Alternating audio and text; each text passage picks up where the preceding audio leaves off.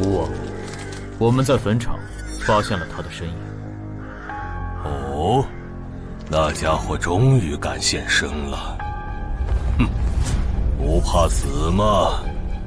库罗德，那就不惜一切代价将他抓过来。遵命。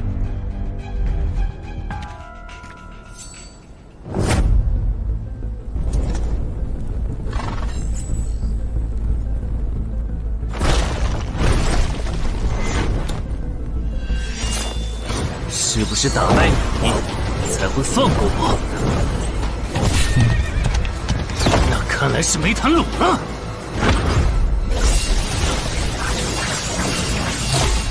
这下躲不掉，也来不及格挡。这就是你的实力。还没分胜负呢。敬酒不吃吃罚酒。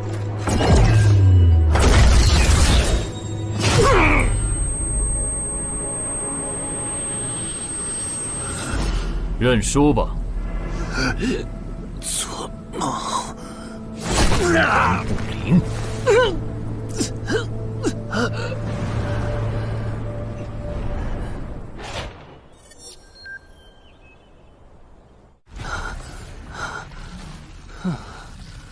还好只是梦啊！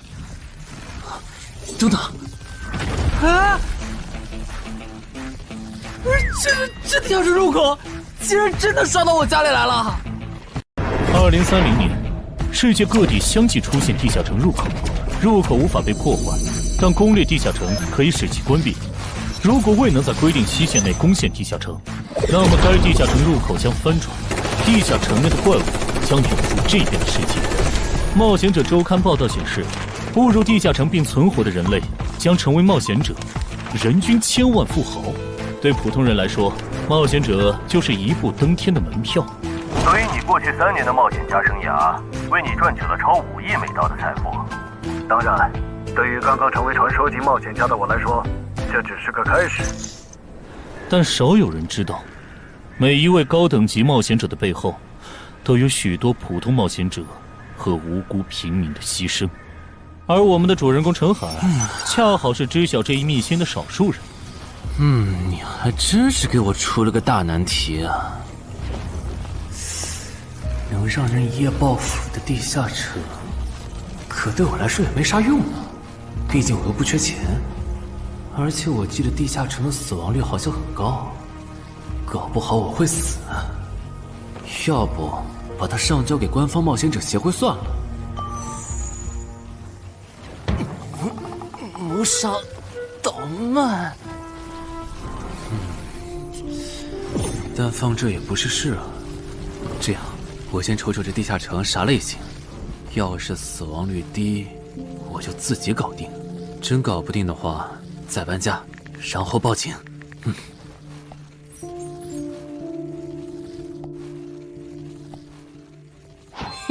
运气不错，是 Level 2的狩猎型入口。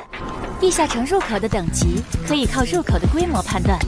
陈海家的入口太小，只能是入门级。你好，有您的快递。来了，是你的快递，在这签字。好的。说起来，小哥你该不会是发现了野生的地下城入口吧？不然为什么要网购锁子甲？完了，不会暴露了吧？我玩全甲格斗的，之前的防具换，打算换新的。怎么了？有问题吗？没问题，我就是随便问问。感觉这人很奇怪呀。还好我伪装的不错哈。不过这个箱子会不会有窃听器啊？还好没发现窃听器。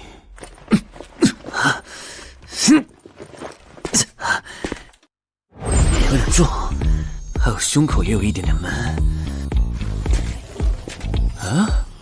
走起来倒是不影响，还行。那么出发吧。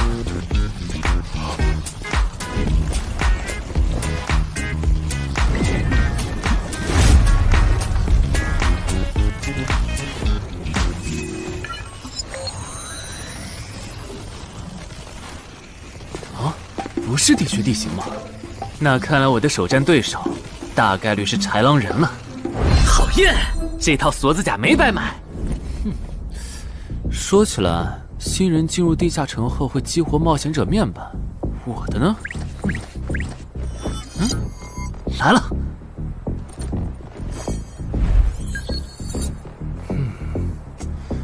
我记得普通人基础属性是10点，8点算弱，14点就很牛了。但智力有16点，真没想到啊！虽然智力和魅力是前期最没用的属性，但16点的智力，就算是协会或者财团内部也不多见吧？膨胀了，膨胀了！冷静，冷静，看一下地下城的脱离条件吧。脱离条件：杀死任意一只潮汐鱼人。通关条件是全灭一个潮汐鱼人小队。等一下，为什么是鱼人啊？我血产过敏啊！就不能给我安排点正常的对手吗？啊！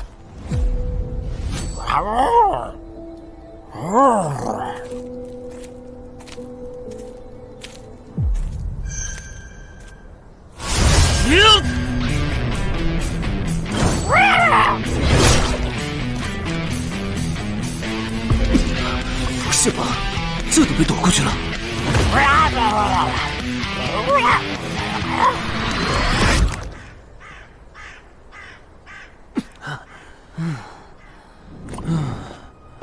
不是，这个地下城的难度标注是不是搞错了？一个落单鱼人就能把我打得差点翻车，如果遇到满编的鱼人小队，我岂不是要就地归西？啊，等级增加了2级，菜鸟，获得称号未与潮汐鱼人五五开，这玩意儿侮辱人是不是啊？算了，今天就到这里。还是等我请个健身私教，把基础属性练上来了，再来挑战这个地下城吧。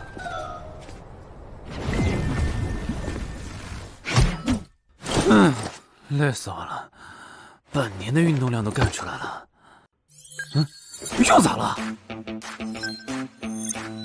哦，任务结算呢？我记得地下城的任务结算好像也能爆出奇物的。嘿嘿嘿，我的要求也不是很高，给我瓶加属性的秘药就行。菜怎么了？谁还不是从菜鸟过来的？气死我了！罢了罢了，有总比没有好。让我看看这个保温杯有啥功能。该物品每天可以凝聚500毫升纯净水，可升级。这垃圾东西谁要啊？气死我了！你好，我预约了安教练。哈，您就是陈海先生吧？安教练已经在 VIP 室等您了，请跟我来。好的。没想到东山这样的小地方，竟然也有专门为新人冒险者和冒险者候补提供塑身服务的健身教练。冒险者的6大基础属性中，力量、敏捷和体力是可以通过锻炼得到显著增长的。这1年的健身费也太贵了，都和我一本新书的版税差不多了。不过只要能让我的身体素质在短时间内得到显著提升，陈海先生，这点钱就花得值。陈海先生，您之前有过健身经历吗？没有。那为什么要花这么多钱请安教练？新手打基础的话，请普通一点的教练就够用了。还是说，陈海先生，你已经成为了新人冒险者，比较赶时间？这旁敲侧击的，还真是够直接的。哼，有条件的话，那肯定要请最专业的，以冒险者为目标。普通教练不能算是好的选择。这样啊？我总不能和你说实话吧？那您应该能和安教练聊到一块儿去。嘿，登山是最好的健身教练会是啥样的？好紧张。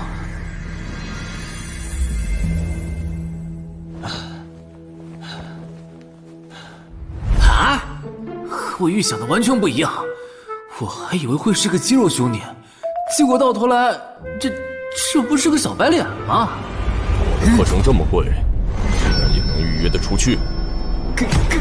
开玩笑的吧？就是你想成为冒险者，跟我来吧。3、4。我撑不住了，教练。5。真的撑不住了。好，我告诉你吧，作为健身小白，结合你目前的体重，你这个卧推成绩算是偏弱的。什么情况？虽然我知道我的身体能力低于平均线，但是这也太弱了吧？正常的老哥们不都是人均50公斤起步的吗？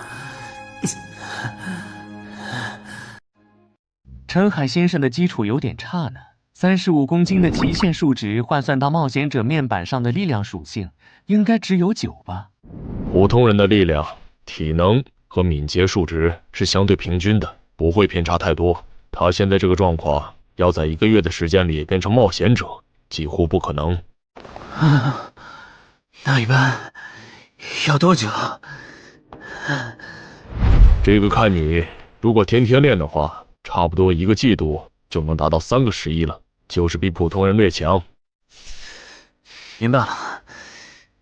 所以，办卡吗？那就先办一个季卡吧。我去哪儿交钱？让给我就可以了。好耶，以后撸铁不孤单了。认识一下，我叫徐茂，是健身馆的签约冒险者，以后多多关照。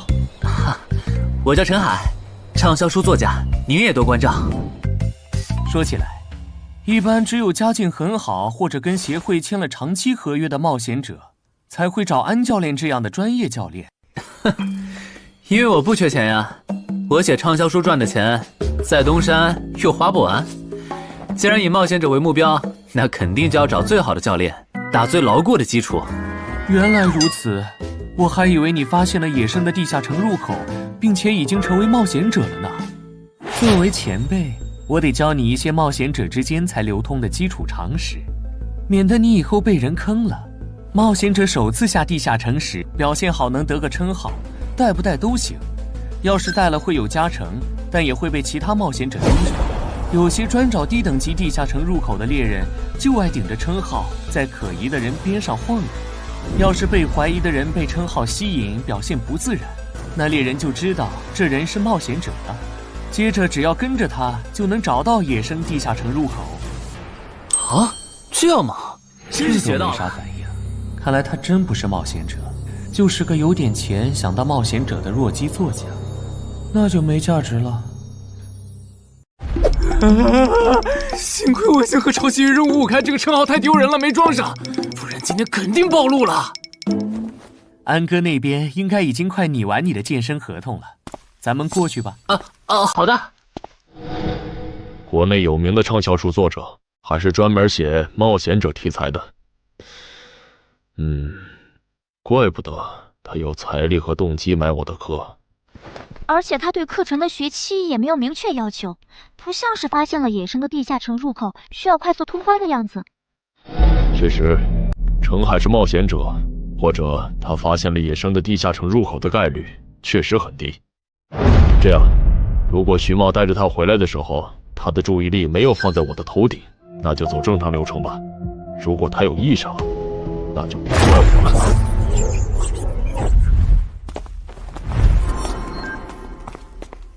合同拟好了，你看完如果觉得没问题就签吧。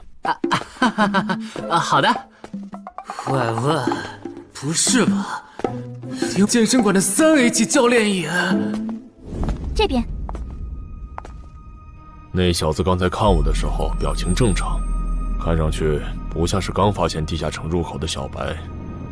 徐茂，你没做多余的事吧？怎么会呢？我可是健身馆的签约冒险者。那就没有持续关注的必要了。这份是您的，请收好。等下安教练会带您做体能测试。好，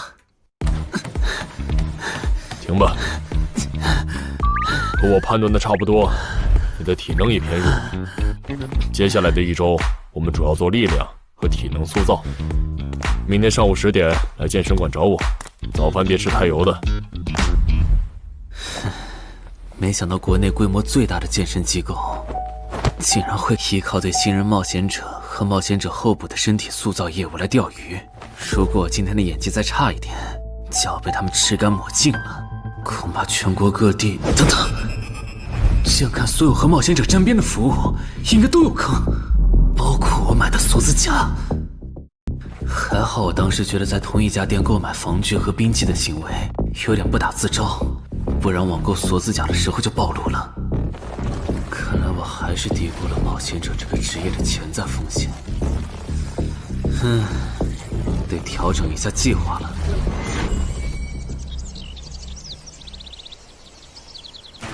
针对低等级冒险者的坑到处都是，今天运气好避开了一个坑，但我总不会每天都有这么好的运气吧？只能冒险来地下城提升冒险者等级了。这次的脱离条件是愚人眼珠吗？对了，不知道昨天那只的眼珠可不可以？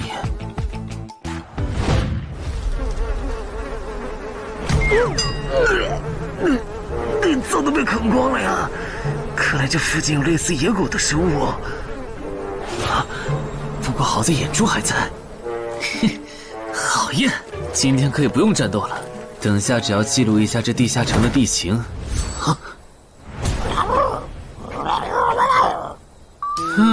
愚人呢？我还以为是什么呢，吓我一跳。只是一只落单愚人的话，我根本……一只还好，2只我肯定打不过呀！快润！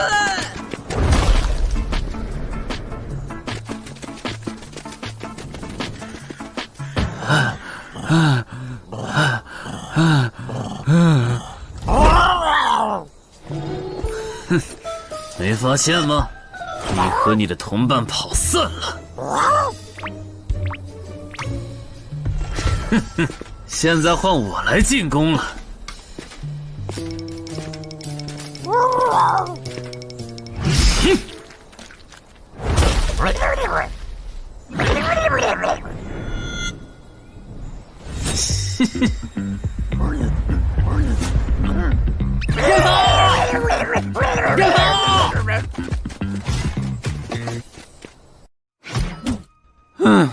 累死我了。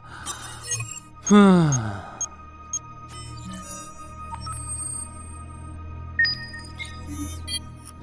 是吧？这次的评分明明更高，为什么反而没奖励啊？入门级地下城的暴力原来这么低吗？不过如果其他冒险者也是这个情况，那么他们是怎么赚到钱的？还是说有什么常识是别人知道，但我不知道的？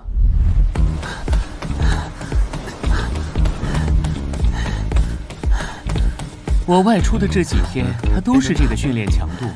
对，如果他能一直保持一个季度下来，力量、敏捷和体质恐怕都能到12。说起来，教练你就没考虑过把他吸收进健身馆吗？你回来之前我就问过了，但被他拒绝了。他想通过黑市的路子成为冒险者，然后当独狼。陈海，你打算今年就成为冒险者？能尽早成为冒险者，肯定要尽早。拖久了，以我的财力恐怕就上不了车了。毕竟时间越往后，冒险者名额的价格也就越贵。倒也是。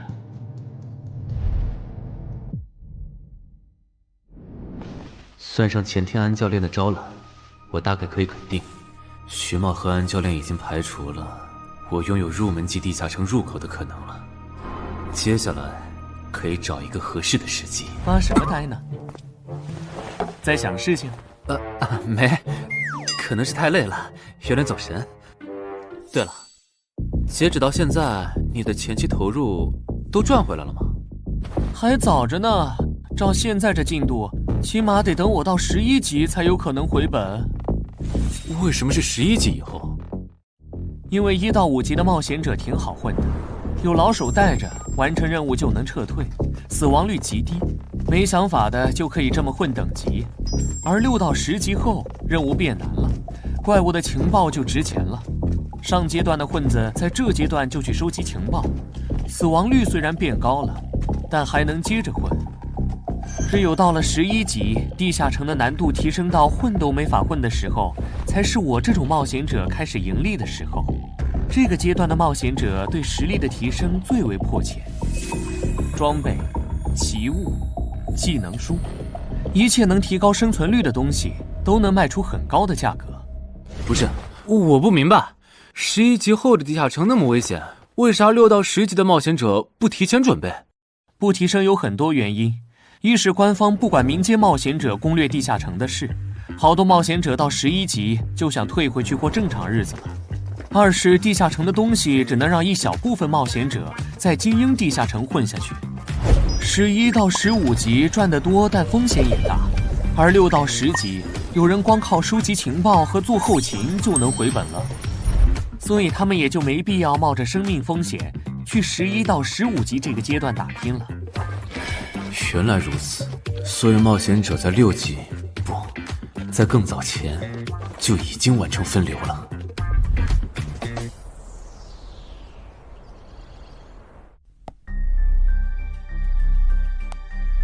原来有很多人靠卖靠谱攻略和情报赚钱。不过更让我惊讶的还是这件事。同一个地下城，冒险者就算反复刷脱离任务，也只能得到1次结算奖励。这样看，这个地下城入口能为我带来的价值，就只有通关奖励，以及将普通人转化为冒险者这2点了。我还是尽量单刷这个地下城，先用徐茂教我的方法收集情报为主，然后再考虑要不要继续当冒险者了。脱离条件找到湖。啊，这次的脱离任务竟然不需要战斗，还好买了一架无人机做辅助，不然纯靠人力搜索找湖肯定是个大工程。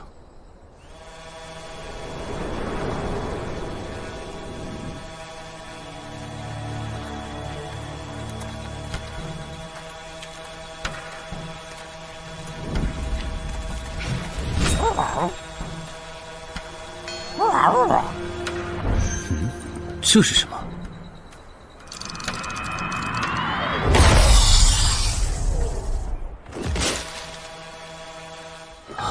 刚才那个应该是鱼人吧？虽然外形和气场和我之前遇到的鱼人有很大差别，但他应该也是鱼人，只不过等级应该更高。算了，先不管他。等我完成了脱离任务，再回来找那只橘红色鱼人。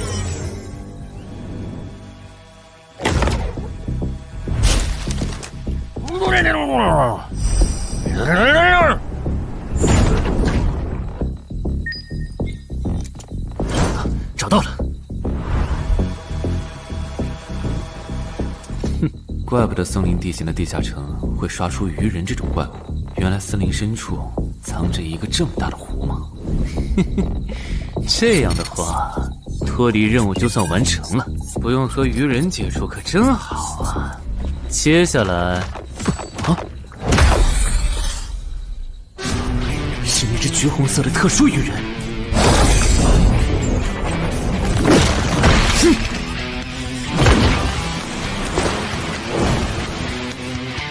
幸亏我刚刚反应快，不然可就重伤了。不过我新买的无人机的遥控器，我的心在滴血啊！不对，现在不是想这些的时候。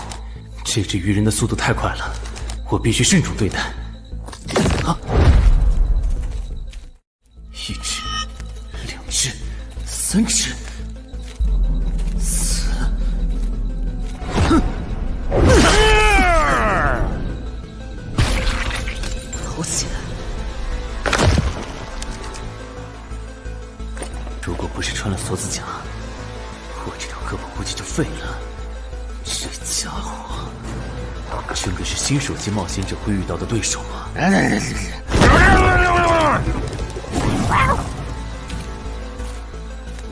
如果只是和这只橘红色鱼人单挑也就算了，关键我还得抽出一部分精力来处理身后这几只杂兵。不管怎么看，这个地下城的难度绝对超纲了呀！要不逃吧？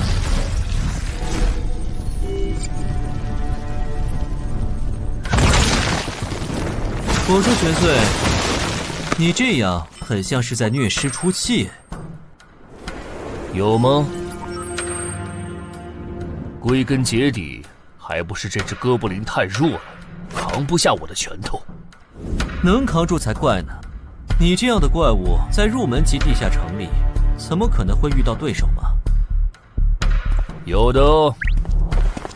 如果我能遇到传说中的 bug， 只要能从他们手底下活下来，我就能拿到补偿奖励奇物升级券。到时候我成为传说级冒险者，就更有戏了。奇物升级券和它的获取方式，无论怎么看，都只是博人眼球的谣言吧。脱离通关任务重置了，在高战力异常鱼人个体的追杀下活过3分钟，任务完成后将得到额外补偿，奇物升级券。不是吧？我都准备逃命了，你给我整这个，要玩死我吗？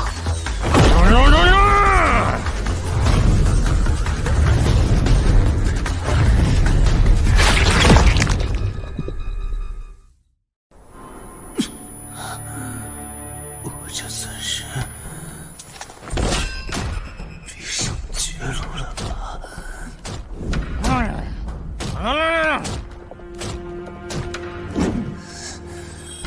早知道当初就不该成为冒险者，好好当个畅销书作家不好吗？是的，虽然我怕死，人怂又不能打，但我的冒险人生绝对止步于此。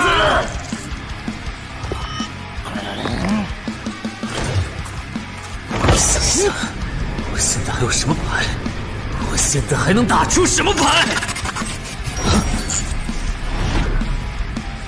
使用称号，我与潮汐鱼人五五开！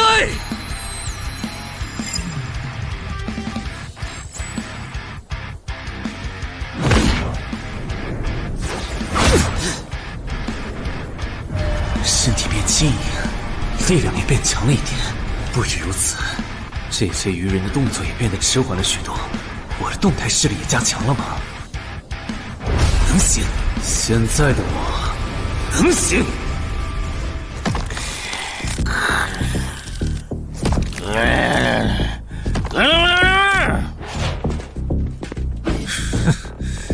没想到高级鱼人说的话，我竟然能听懂。就剩你了，头目。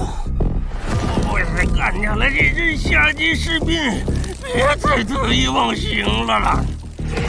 我知道的，即使身体能力获得了大幅度提升，穿上这一层锁子甲的我，依然不具备能和这只橘红色鱼人拼速度的可能。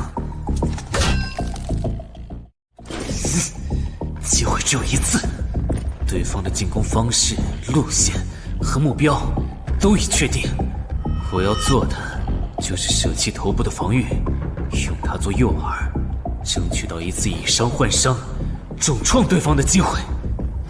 如果这一次机会我没有把握住，那么吃到教训的他，必然不会再给我翻盘的机会了。这种生死皆在一瞬间的体验，真让人血脉喷张，沉醉其中，无法自拔。就是现在！我这不是挺能敢的吗？不可能，绝对不可能！开什么玩笑？我居然会被这种弱者可恶！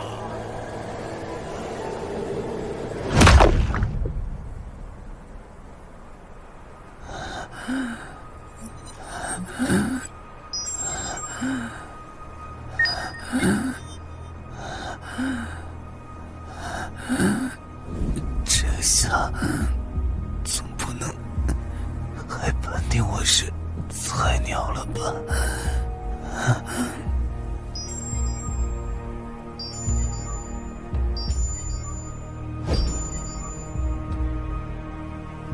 平平无奇的保温杯吗？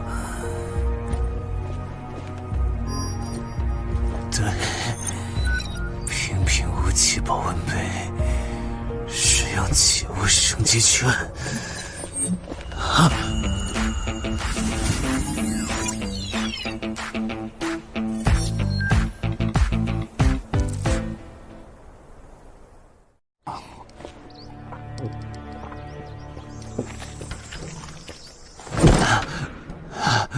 活过来了。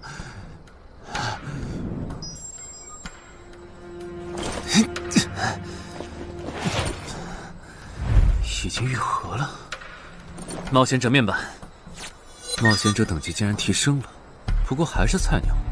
哦，感知也提升了一点，还获得了一个新称号——至死地而后生。哼，倒是个意外之喜。再看一下通关任务重置后变成什么了。挑战等级上升了，脱离任务刚刚也完成了。不过这通关任务捣毁潮汐鱼人的孵化池吗？算了，这个通关任务明显不是现在的我能处理的。溜了溜了。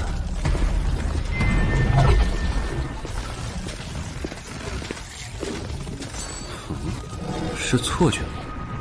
怎么感觉这个地下城入口变大了？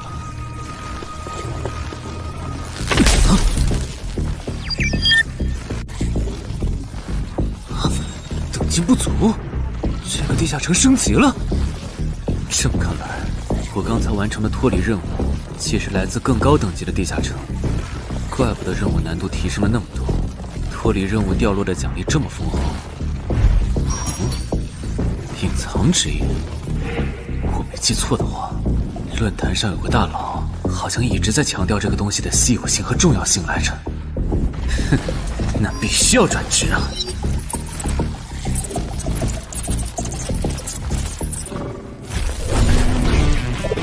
啊，什么情况？感知竟然提升了，死亡行者也算是新职业了。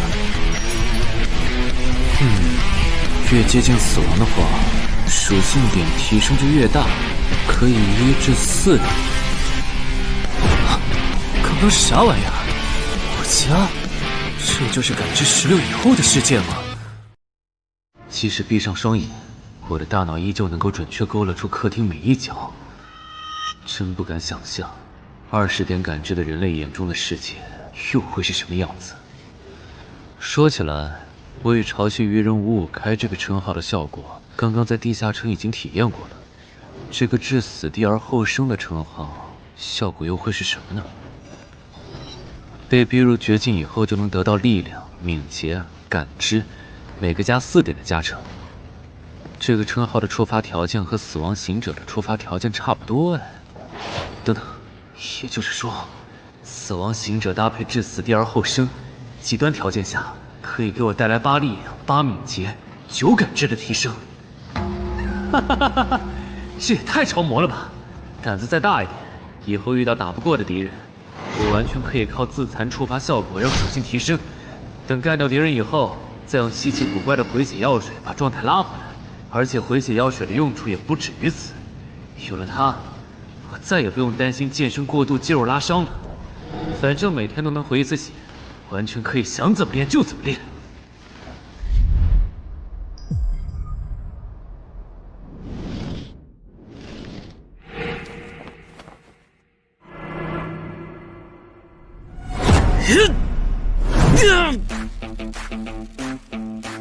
真惊人！只用了不到2个月，就达到了正常人要用1年才能取得的成果，至少有16，甚至都有可能17或者18了。陈海还在练呢，恭喜啊！你现在的力量、敏捷应该已经到达12点了。以你现在的身体素质，准备充分的话，是完全有能力完成新手级地下城的脱离任务的。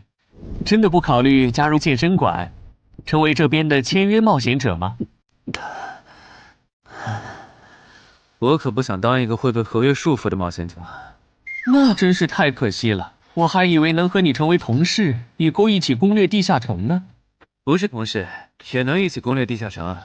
对了，我打算从散人手里购买冒险者名额，这方面你有什么忠告吗？忠告吗？不是同事，也能一起攻略地下城啊。对了，我打算从散人手里购买冒险者名额，这方面你有什么忠告吗？忠告嘛，那我推荐你去找散人联合。散人联合？我没记错的话，他们好像是国内最大的散人集团吧？对，如果你想走黑市的路子购买冒险者名额，那么我只推荐你选择由散人联合提供担保，或者他们自营的低等级地下城入口。为什么？我感觉找独狼冒险者明显更好啊，省钱又省力。因为涉及到冒险者名额买卖，无论买方还是卖方，其实都存在巨大的交易风险。卖家怕遇到伪装成萌新的入口猎人，买家怕交了钱对方不办事。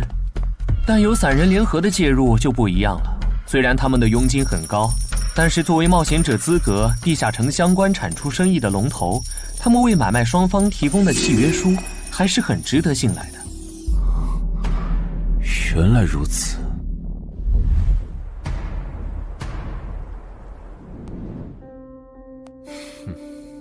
查了一下，整个漳州只有云霄市的这个老廖稍微靠谱点，找了散人联合做担保。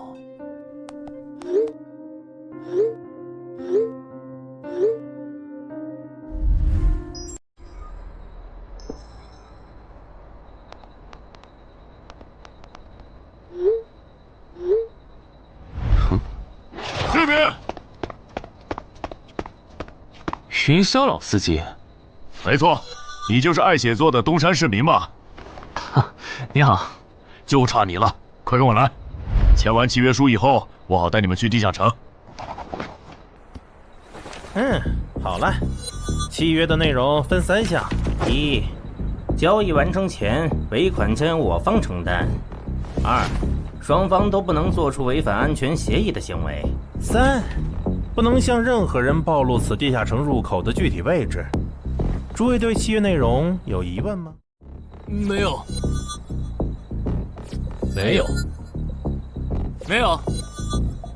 那么，契约成立。手臂在发光哎！哟，好神奇啊！好了，我的工作完成了，希望以后还有机会为诸位服务。等下大家再跟我走一段路，我带你们去地下城入口。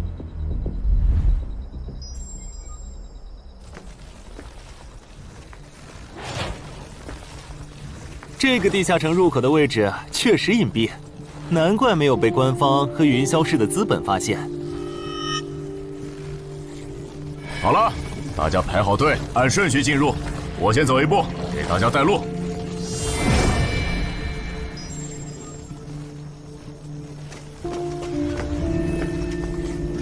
这批新人怎么样？太酷了！我也是冒险者了，真好。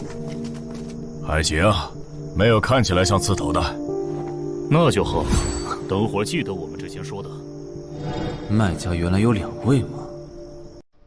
好了，大伙儿看向我这里，学着我的样子对空气喊：“冒险者面板！”冒险者面板！大家可以在冒险者面板的个人信息栏查看到自己的基础属性，往下滑动，可以在任务栏查询任务。不是吧？我的基础属性原来这么低的吗？冒险者面板上的内容只有冒险者本人才能看到，所以不用担心个人信息暴露的问题哈。麻烦大家把你们的脱离任务报一下，我这边做一个整理。任务？女妖？这个物种，论坛的入门级地下城怪物图鉴里好像没有。这个地下城有问题。这个地下城该不会和我家里的那个一样，存在某种致命的设定吧？基于幸存者偏差，如果一个入门级地下城的怪物没有被收录进论坛的新手常见怪物图鉴，那只有2种可能：要么它确实很罕见，要么就是遇到它的冒险者基本都死在地下城里了。警告！警告！此人违反了安全条例，未说出正确的脱离任务。那个眼镜男说谎了？不是吧？这才哪儿到哪儿啊？就有人触发安全条例了？你听我解释，肯定是他出 bug 了。契约式的契约当然不是绝对的，但对你这样的菜鸟来说，它是不会出问题的。你的脱离任务绝对不是采集高价值草药，你骗了我们。他刚进冒险者圈子，不懂规矩，做错事也情有可原。您大人有大量，再给次机会吧，是不是啊？对，再给我次机会吧。下不为例。大家再说一遍自己的脱离任务哈，这次别搞错了。我的任务是找到湖中女妖。我是聆听女妖之声。我的是凝视女妖10秒。我的也是找到女妖。接下来我会带大家去女妖出没的林中湖泊，大家跟紧一点，别掉队哈。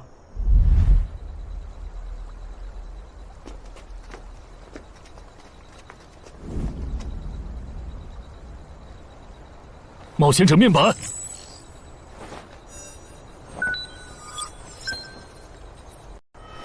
他在干嘛？呼唤湖中女妖。他怎么知道这样做可以召唤湖中女妖的？这就涉及到商业机密了。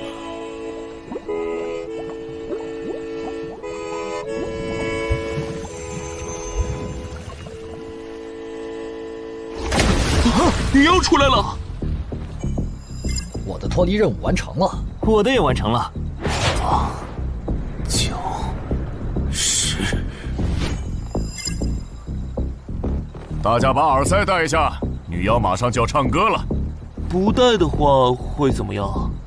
女妖的歌声会破坏你的大脑。刚成为冒险者的 Level 1萌新，一整首听下来，大概会当场暴毙吧。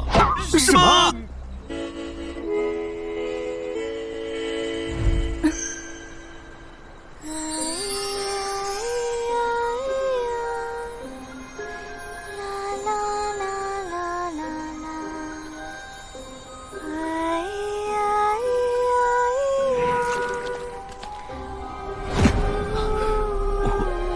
被醒了，就听了这一小会儿嘛。还好我戴了耳塞，歌声听得不真切，不然恐怕已经死掉了。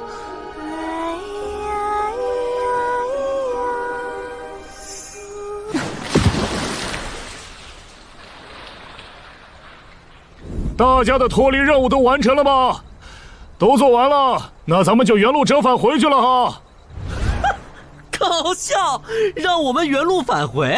来之前我已经查过了，地下城里的植物和矿产都是很值钱的。你这么急着赶我们走，不会是想要独吞这个地下城的产出吧？我们可是付了钱的，为什么不能在这个地下城采集高价值草药和矿产来回血？等一下，咱们的契约书里可没有这条。但也没有不准我们完成脱离任务后采集高价值草药和矿产的条例吧？原来冒险者还可以在地下城内采集草药和矿产的吗？你不知道吗？其实大部分冒险者并不具备通关能力的，他们主要的盈利方式就是搬运地下城内的物资和收集怪物情报。你是觉得脱离任务已经完成了，我们又碍于契约不能对你出手，所以可以发难了是吗？不然呢？真是笨蛋。但有一点你没考虑到，那就是我并没有和你们签订契约啊。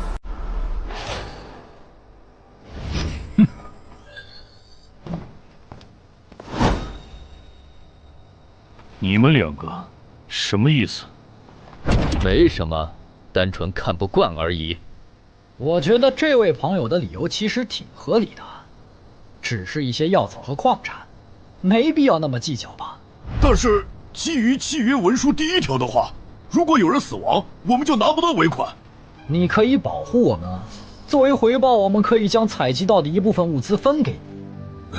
不好意思，我们并不想冒这个风险。真的只是因为不想冒这个风险吗？难道不是因为这个地下城藏着别的秘密，你们怕我们发现它吗？我明白了，你不是新人冒险者，你是奔着通关任务来的。老六，你应该能感受到吧？咱们之间谁更强？可恶！地下城让给他们，我们走。啥？你等等我呀！他们为什么就这样走了？这不很明显吗？这2位帮我们说话的朋友，其实是比那2个人更强的冒险者呀。过奖，其实强的不是我，是我的这位朋友。等等，不太对，3人联合的契约师不会蠢到让假装萌新的冒险者轻松找到契约书漏洞，这不符合逻辑。大家可以自行选择，接下来是单独行动，还是跟我们一起行动。单独行动的话，你们的收益可以独享；如果跟随我们一起行动的话，通关奖励我们要1半。1半？这么多？这叫多？你没仔细听吗？是通关奖励的1半。这2位资深冒险者的目标是通关。新人冒险者的通关率一般只有10%，甚至更少。就算分出去1半，我们也领先了90%的新人冒险者。大叔，你别得了便宜还叫委屈啊！所以这其实是好事。对新人来说，第1次通关时间是重要分水岭。新人冒险者越早拿到通关奖励，未来的冒险者之路就会越顺畅。那就是说，就算我只拿到1半的通关奖励，也会比绝大多数同等级的冒险者要强吗？如果你没有浪费这些开局资源的话，确实是你要强一点儿。请让我也加入你们，也包括我。我也要。那帮没良心的，签契约书前都说好了，只涉及脱离任务，其他不包的。任务一完成，他们就变脸了。差不多得了，都走了这么远，他们不可能再跟着了。你不用演了。哦。嘿嘿，不过你这次演技提高了不少嘛。刚才我一度以为你打不过那个顶着战斗专家称号的冒险者来着。我确实打不过他。啊？不过他也很忌惮我就是了，要不然不会用劝退的方式赶我走。原来如此，那你觉得他们能通关吗？可能性太低。个人判断，这批冒险者里，最多只有1到2个幸运儿能活着走出这个地下城。什么嘛，这不就和之前的几次一样了吗？真没意思。哇，酷哎！既然大家已经决定联手通关，那我也不藏着掖着了。我能够为认同我、信赖我的队友带来一点基础属性的随机增幅。他说的是真的，我的力量加了1点，我加的是感知，我的也增加了，体力涨了1点。原来团队领袖这个称号是用来提升自己的队友啊，还怪好用的。我这边还有一个问题，我们现在只知道口琴声能召唤女妖，并不知道其他的召唤方法。女妖要是一直躲在湖里，大家的通关任务就没法完成。这不是问题，我的称号可以让我强制激怒指定目标，被激怒者将减少2点智力，变得冲动易怒。他也是冒险者吗？至于建立强制对话的方法，只要引起对方的注意就可以了。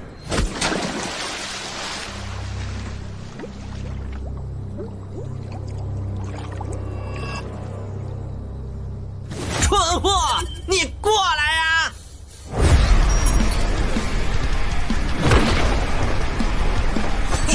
成功了！被我激怒了。剩下的交给我吧。大家散开，让战斗专家来先是女妖，其他人换上比赛，在外围找机会。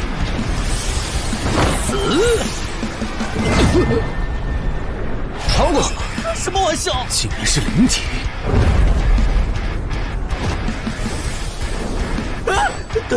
等一下！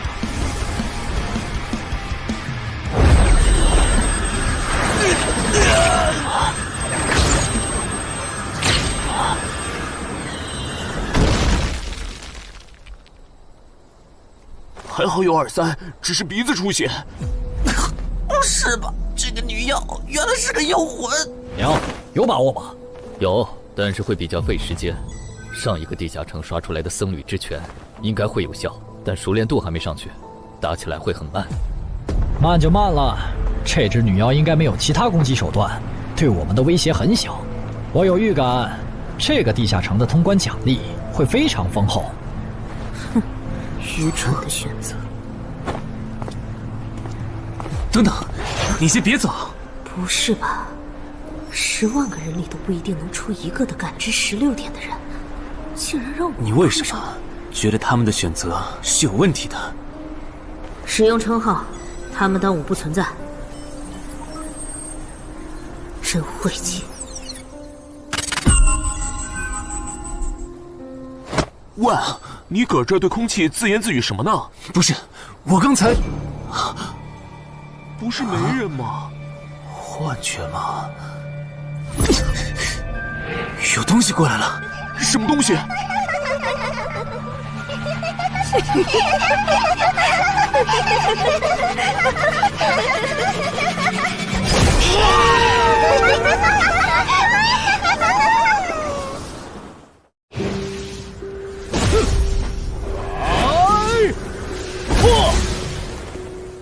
有效果了！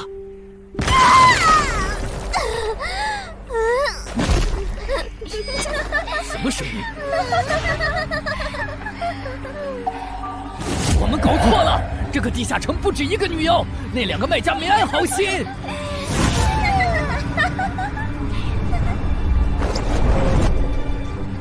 不是吧？这也太多了！不行，这个数量耳塞已经没用了。还傻站着干什么？跑啊！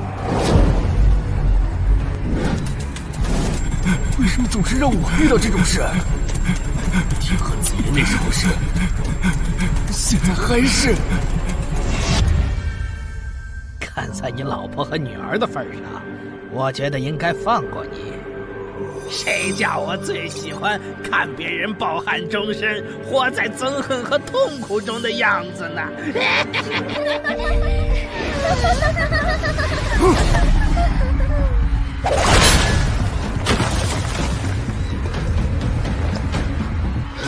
你们以为我是谁？给我滚开！妈妈，我错了。来呀，也不怕你们，来呀！被摆了一道啊！怪不得那2个入口持有者的契约没限制3级以上冒险者进来，原来是想引4到5级的冒险者来通关。等我们团灭后，就进来捡我们的通关奖励，真是好算计。关于如何杀死这些女妖，你有建议吗？这声音，有建议就赶紧说。女妖不光靠声音攻击，还有别的攻击手段。我费了听觉才勉强躲过第1轮奸笑。你是爱写作的东山市民？对，真是看走眼了。没想到你一届新人竟然比我们这些老手反应还快。但是你不是听觉被废了吗？怎么还能听到我说话？好，我感知16，可以读唇。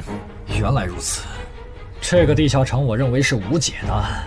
那些女妖能免疫一切物理攻击，老实说，这根本就不是正常4到5级的冒险者小队能处理的。哦，所以你也没有办法。还有一个办法，除了僧侣之拳，阿良还有一名被僧侣祝福过的神油，突破长剑后，应该也能伤到那些女妖。不过，这也就给你能伤到他们的力量。我不信新手冒险者能从这么多幽灵的围攻里杀出去。但总不能坐以待毙吧？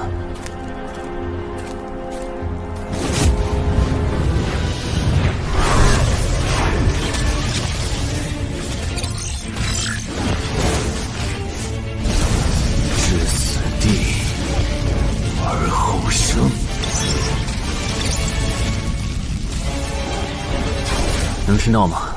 我问过你的同伴了，他跟我说，要通关必须从你那里拿到被僧侣祝福过的神油。通关吗？能帮我拿一下吗？不好意思，我眼睛瞎了，恐怕没办法操纵冒险者面板取出你要的东西。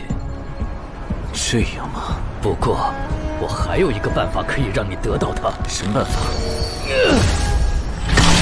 你干什么？就是以死后掉落的形式让你获取。其实我也不是非要那罐油杀人夺宝不可。20点的敏捷足够我甩开女妖逃出地下城了。我就是想试试能不能通关。虽然无论怎样，你都不可能活下来。哇，真的很吵啊！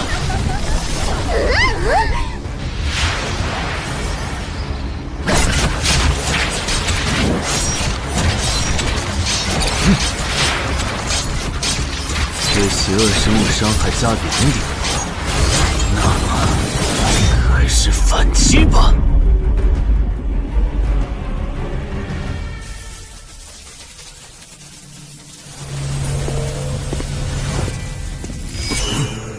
好像有人从里面走出来了。哪有人啊？你看错了吧？不是，我真感觉到了。果然，他们那不能攻略的地下城设陷阱，引同等级冒险者来做通关任务，把人坑死在里面，接着捡掉落的东西，或者等冒险者重伤出来就杀人夺宝。雇主的儿子应该就是这么被害死的。食府秃鹫是指利用高难度地下城坑杀同等级冒险者，然后拾取对方掉落的堕落冒险者。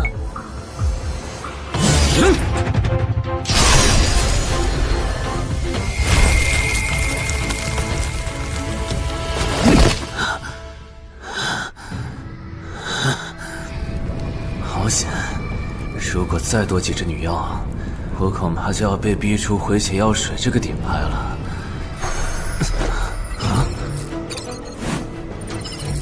您的绝妙操作取悦了路过的死亡主宰，得到其恩赐，亡灵亦不能杀死我。该恩赐可以使您豁免一次来自亡灵生物的死亡判定，免疫一次来自亡灵生物的死亡判定。好霸道的额外奖励！额外奖励都这么丰厚了，合并结算的奖励还高于单独结算，那么肯定要合并啊！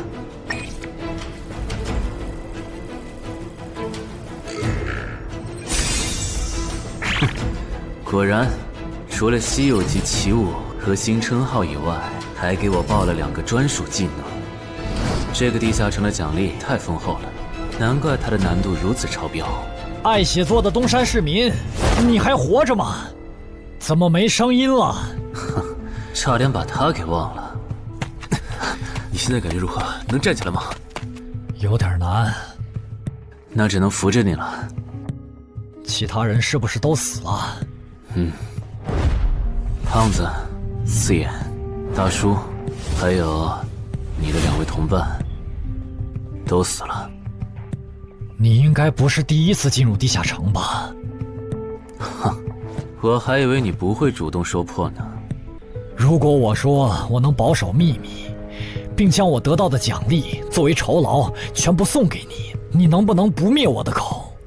但你死了，同样可以保守秘密。那你就得不到我的通关结算了。而且，云霄老司机和他的同伴肯定在地下城入口附近蹲幸存者，我可以帮你吸引他们的注意力。相信我，让我活着走出地下城，对你来说是最有利的选择。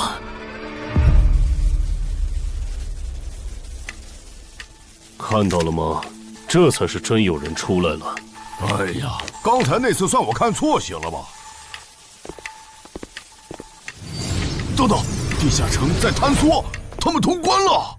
不对，小心右边的冒险者，他绝对不简单，肯定是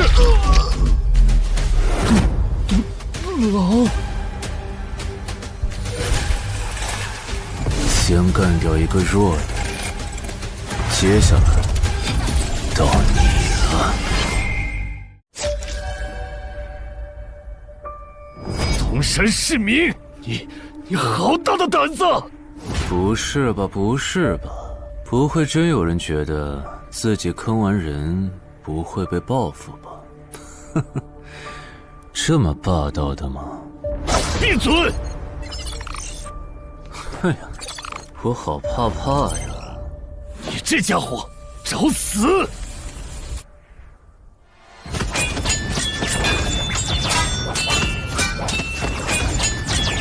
这俩人相互厮杀的程度，有些7级甚至8级的冒险者都没这么夸张的速度。不可能！带上这个称号以后，我的速度竟然还是没你快，真是离谱他妈给离谱开门，离谱到家了！你的敏捷难不成有17，甚至18？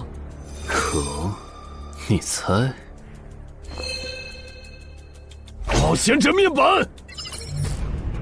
哼，不比速度了。不比了。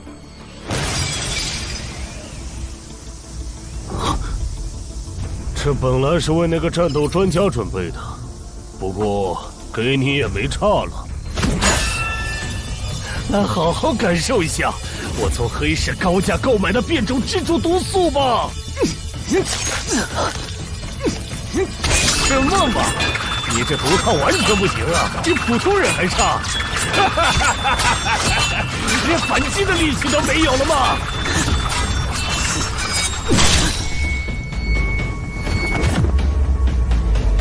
太慢了，太慢了！你这样是伤不到我的。哼，蜘蛛毒，这就是你为我们准备的手段？怎么样，喜欢吗？作为7级地下城蜘蛛地穴的特殊产出，可以极大的削弱低等级冒险者的力量、速度和体力。迄今为止，因为他而败在我手上的5级冒险者已经有4个了，而你将会是第5个。然后呢？你应该不只准备了这点手段吧？全都亮出来吧！切，不会吧？难道这就是你的全部了？当然不止这些。佩戴了毒素携带者称号的我，呼出去的气体、身上的汗液和血管里的血都是带毒的。和我僵持的越久，你中的毒就越深。这战术太吓人了，在6级以下几乎是无解的。我明白了，是我高看你了，我还以为你藏着什么大招呢。关闭技能，与死亡共舞。不可能！你怎么还有这么快的速度？哼，你猜？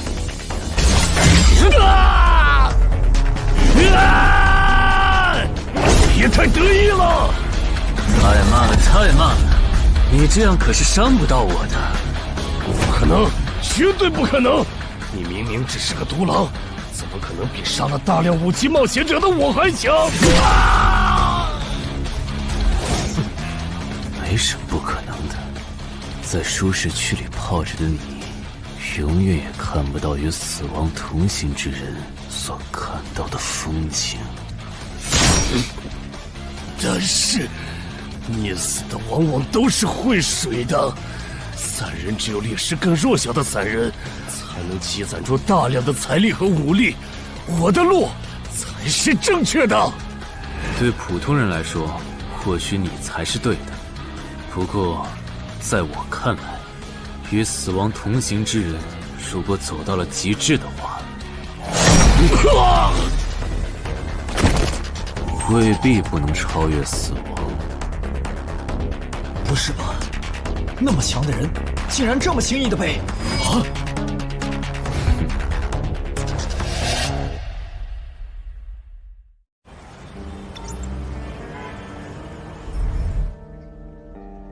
你这运气也太差了吧！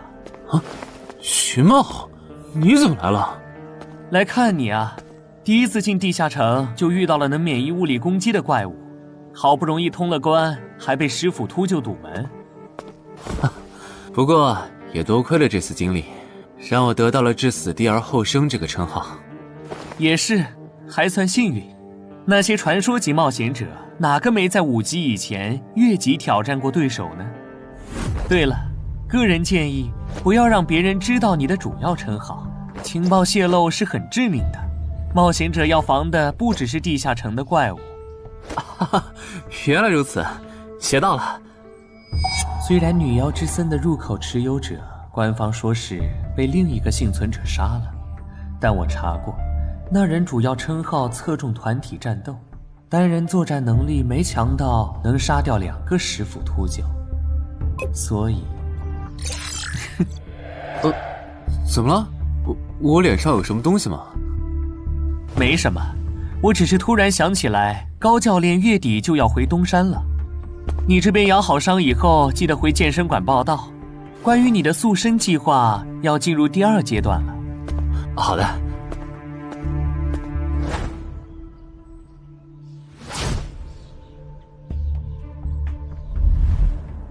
你不打算做攻略型冒险者了？没错，这次地下城经历让我明白，我没当传说级冒险者的本事。与其在这阶段的地下城拼命，还不如到6到10级的地下城多弄点钱，然后就隐退。哎，不过你和我不一样，你有成为传说级冒险者的潜力，但前提是你得改掉独狼的习惯。为什么这么说？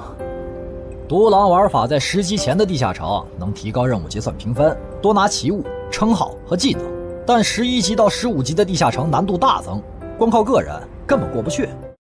如果你想成为传说级冒险者，10级前就得组建自己的攻略团队，不然在11级到15级时，要么会掉队，要么就会被官方财团收编，就没机会再往上提升了。团队嘛，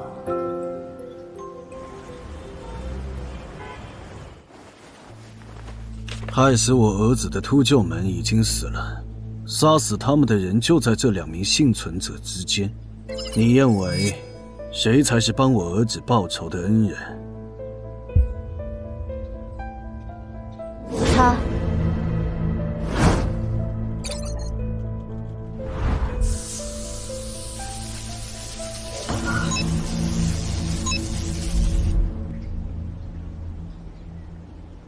陈海，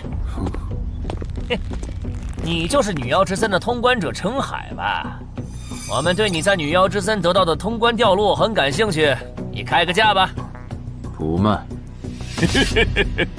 他说不卖，他不会真的以为我们是在跟他商量吧？那我换种说法，把你在女妖之森得到的东西交出来，立刻马上，不然有你好看。你们在干什么？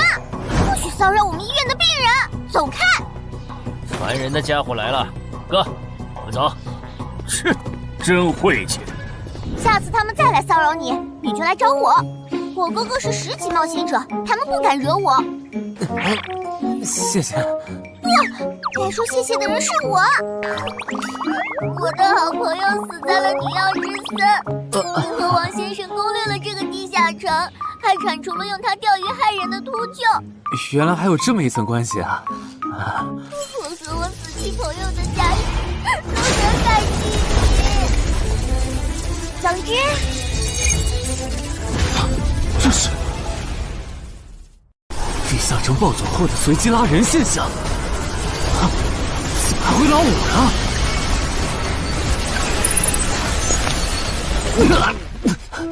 突！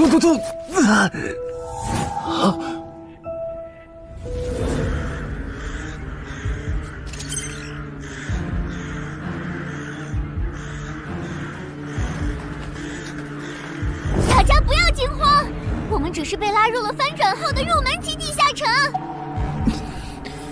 不是吧？我就来医院看个牙的功夫，怎么就被拉入地下城了？现在请大家跟我一起打开冒险者面板，确认你们的脱离任务。展开面板，5级的生存力地下城，哇，这次可能要死很多人。么？云霄市医院发生入门级地下城翻转现象，有20人因此凭空消失，朱德也在这20个人里。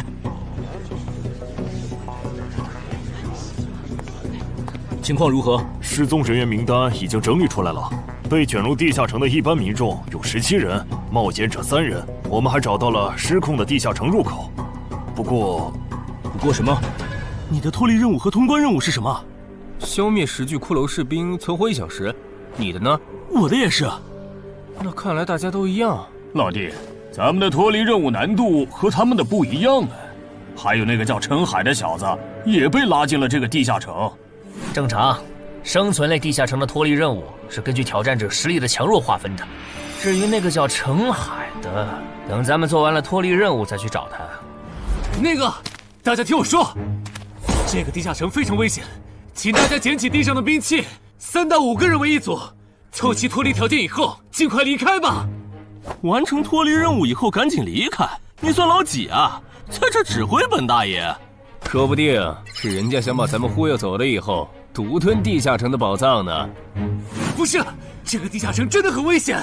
这俩蠢货脑子有坑吧？对地下城的危险没有认知也就算了，还在这带节奏。这位先生是非常强大的冒险者，他前几天刚通关了一个难度非常高的地下城，还和同伴联手除掉了10府秃鹫。真的假的？就是锦城家园那栋烂尾楼，听说害死了好几10人。哦，想起来了，请大家相信他的判断。这个护士干嘛一直夸我呀？好烦呐！不过好在效果还行，能引起这些新手的重视就好。等一下，如果这个地下城真的那么危险，那你觉得就凭我们这些普通人，真的有能力完成脱离任务吗？先不说消灭骷髅士兵有多难，就按你说的，3到5人一组去猎杀骷髅士兵，最后肯定是青壮年组队，老弱被抛下。请问，你考虑过被剩下的人的死活吗？有道理。分开行动的话，骷髅士兵听起来就很难对付。就是，那就死掉了。很多人就是因为单走，才被地下城里的怪物杀死的。姐夫说的没错，被拉入地下城后，一定要拉拢人心，来拿到话语权，再利用话语权来强迫冒险者当我的保姆。能通关高难度的入门级地下城又如何？当你开始在意这些渔民死活的时候，就注定得当我的保姆了。你们能信任我吗？那跟我走吧，我带你们去完成脱离任务。好的。谁允许你们走的？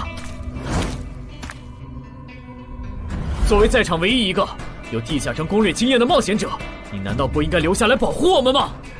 对呀，能力越大，责任越大。我看他就应该帮我们把脱离任务给做了。对，送佛送到西嘛。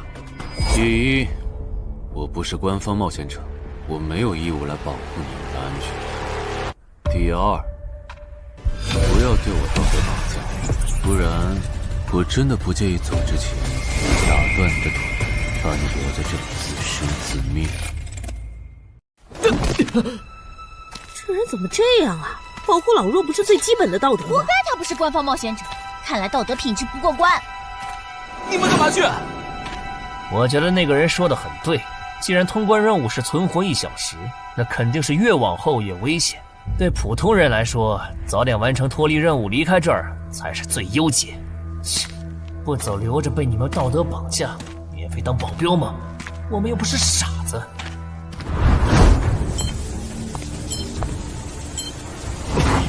怎么是他？这个地下城有什么问题吗，尚科长？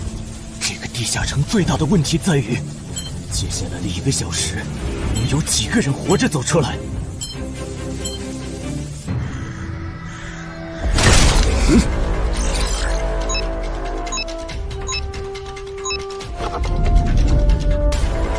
你们就学我刚才做的，用剑去砍那些骷髅士兵的颈椎。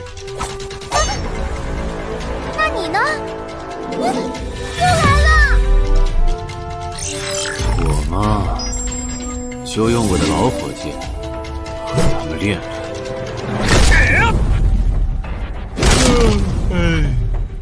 打完这批记得换班啊，老哥。好嘞。骷髅士兵不刷新了，看来并不是无限的。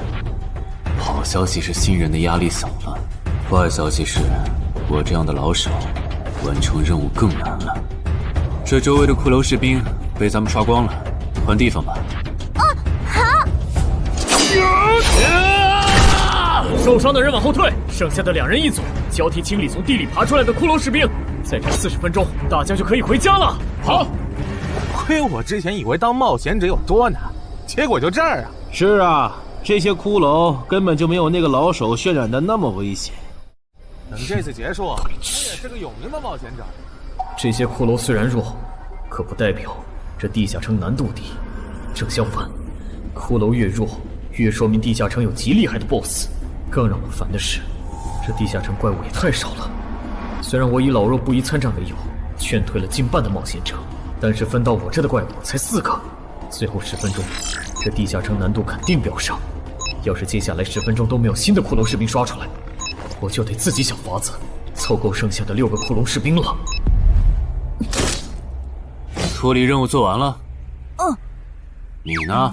还差几个？8个。把机会都让给他了吗？那你先回去吧，我们继续刷骷髅。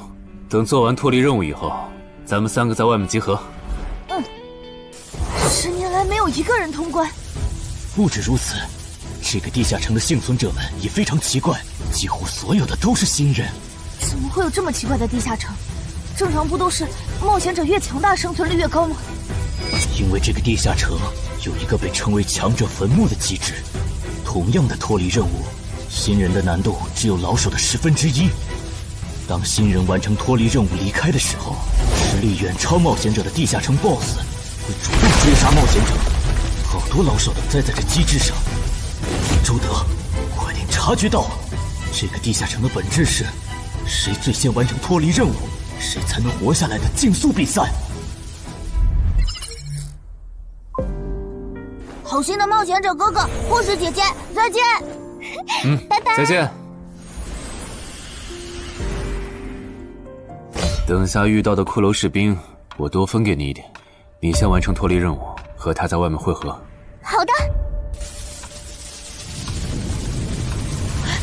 有人完成脱离任务出来了。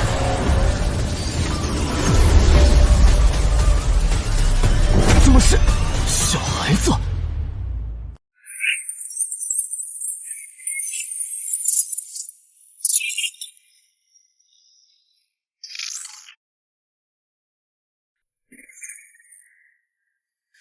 有人离开这个地下城了。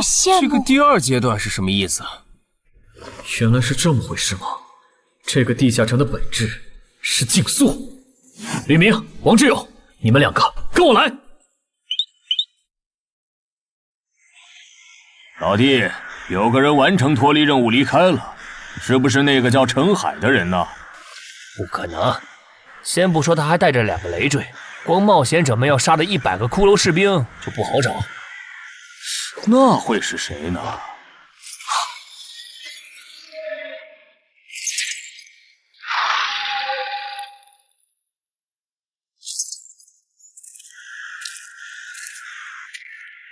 叫我们跟着他出来，都走这么远了，也不解释一下。如果遇到大群的骷髅士兵，咱们3就完了。闭嘴吧，他这么做肯定是有原因的，你没注意到吗？他是看到任务栏变更以后才叫我们出来的，恐怕他比我们更清楚这个地下城发生了什么。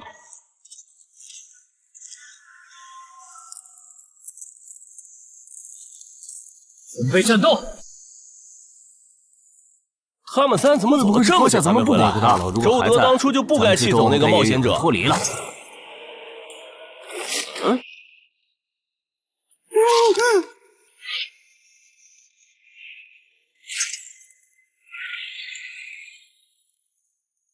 周德、吕明，你们2个王八蛋，竟然拿我当挡箭牌，用完就丢！你们这2个小人！你还差几个？3个。那快了，我们再找些小股的骷髅士兵杀，应该能赶上。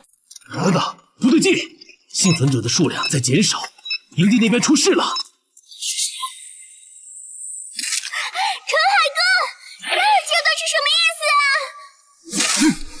可能是难度提升，接下来会出现更强的怪物的意思吧？这个你别管。你的脱离任务做到哪儿了？我看看啊，陈海哥出事了，其他人都死了，现在只剩4个幸存者了。什么？左2，右2，去左。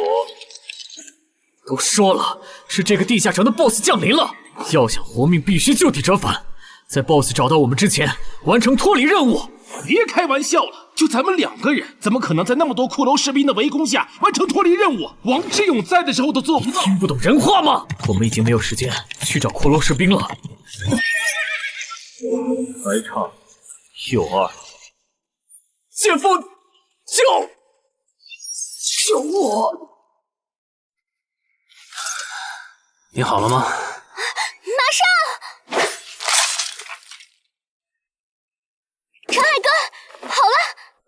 长剑留下，你先走。可是，撤下！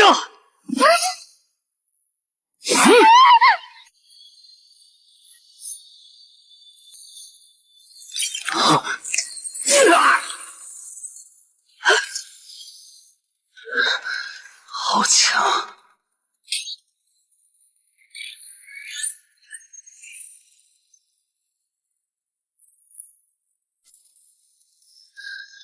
明白了吗？你留下来，只会碍事。我知道了，我去外面等你，你一定要活下来。好了，只剩下更远了。我猜你是不会放我走的，对吧？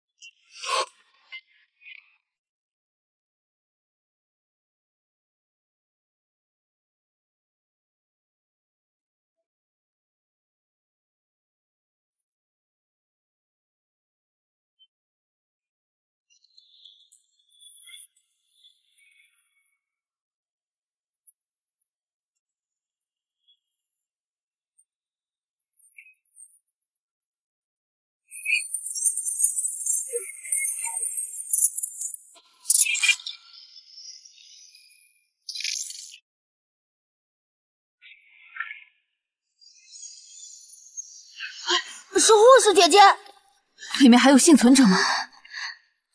有，但是陈海先生他……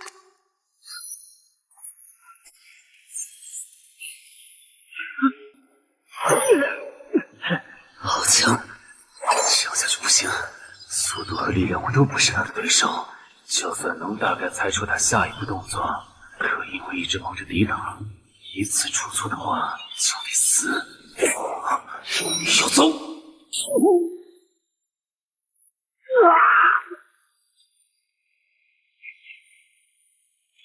这么巨大的实力差，你还能跟我过几招？在我这儿撑这么久，了不起！好像在跟我说话，不对，现在不是该思考这些的时候。想一想，再想一想，到底该怎么做，我才能活下来？没戏了，把这边的情况汇总给漳州吧。就说云霄市医院地下城暴走事件，17名普通市民卷入，仅2名幸存，3名低等级冒险者卷入，无一生还。你在说什么啊？不是还没到时间吗？这才过去5分钟。就是。我能理解2位的心情，但是请不要再做不切实际的幻想了。这个地下城里的 BOSS， 就算是9级的我，也没有把握面对他能存活15分钟。你要等的人，哪怕是5级冒险者中的佼佼者，最多也就能坚持5分钟。你从地下城出来到现在都过去5分钟了，他还是没有脱离地下城，这意味着什么？你应该清楚吧？是因为我们拖累了他的进度。护士姐姐，陈海先生肯定能活着离开这个地下城，都是因为我们。是啊，全都是因为你们。如果没有那个多管闲事的冒险者帮你俩完成脱离任务，刘德才是最有可能活着离开这个地下城的人。我出去冷静一下，这2个新人的登记工作交给你了。那这个地下城入口怎么办？人都死光后，入口会在半小时内关闭，接着随机出现在世界某个地方。当然，如果你实在不放心，也可以盯到最后。好吧。你合格了。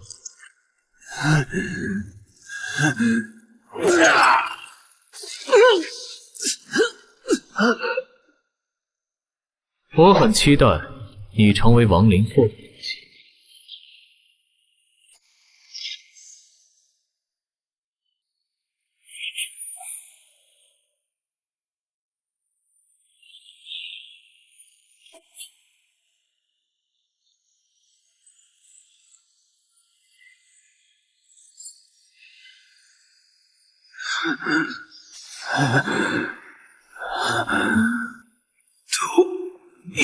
赢了，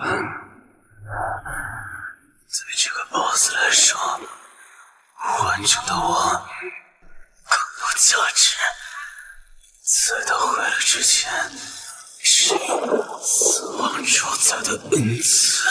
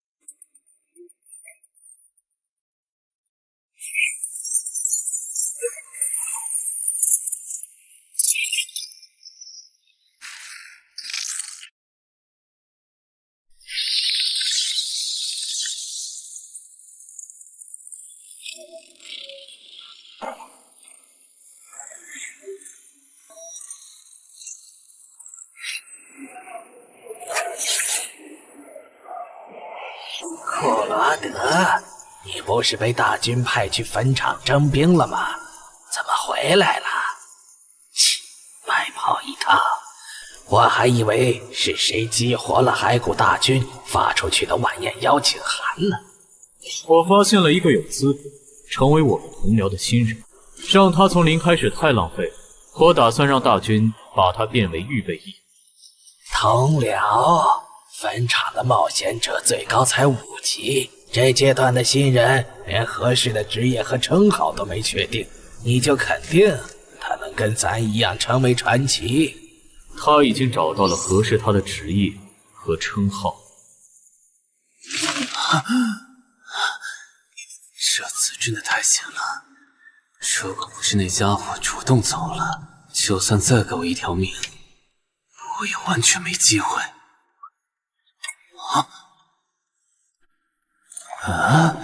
通关任务都显示完成了，为什么没有弹出来脱离选项？不会是必须完成脱离条件以后，我才能离开吧？在那个怪物意识到我没死之前，那得抓紧了。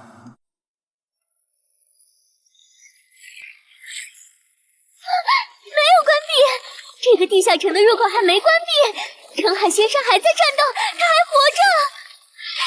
我去找上课长。周德死在地下城里，谭姐知道后一定会迁怒同期的幸存者。如果处理不当，上课长，怎么了？慌张成这个样子？那个地下城入口没有关闭，结束的时间明明已经到了，但是他还在。怎么可能？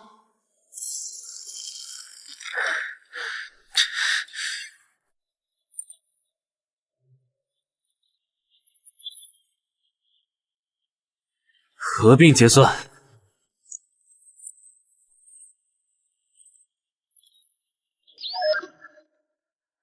原来那个亡灵骑士叫库罗德呀，不过传奇级，坟场才5级，怎么会有这么超纲的 BOSS？ 说起来，这个地下城的 BOSS 强度这么高，以前真的有人通关过。上科长，你看，上科长，这地下城暴走后，超过关停时间仍然存在，怎么会这样呢？有2个可能：一，被卷入地下城的冒险者完成了通关任务，但却没有完成脱离任务；二，地下城升级。一定是第一种，一定是。不可能的，本场很早以前就已经被世界冒险者协会定义为几乎无法被攻略级的地下城了。相比有人通关，我更相信是地下城内部发生了什么变化，导致地下城升级。有人出来了！是陈海先生，真的是他！哎呀，你们都在啊！担心死我了！如果因为我的原因没能长竟然真的被他打通关了，我会后悔一辈子的。没那么严重吧？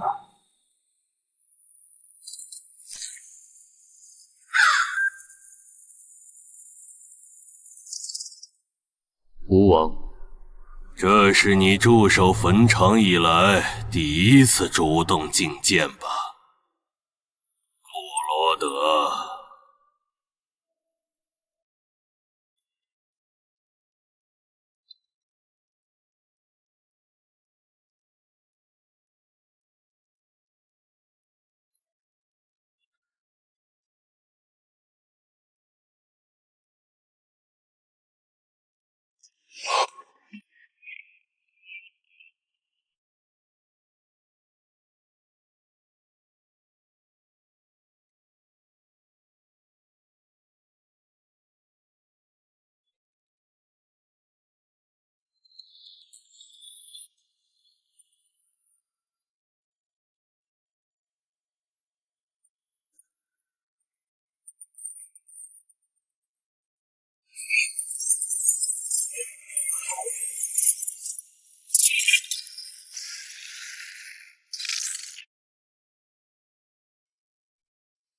你知不知道，就在刚刚，你成为了全球首个通关坟场的冒险者。首通？我？对，你要火了。坟场这个地下城虽然等级很低，但是在冒险者圈子里很有名气。你首通的经历应该会吸引到很多资本和散人工会的招揽，当然也包括官方。所以现在是招揽环节。是的，你在女妖之森和坟场的表现已经充分证明了你的潜力。像你这样的超级新人，整个冥省1年下来也不会超过10个。作为云霄市地下城负责人的我，当然不可能错过。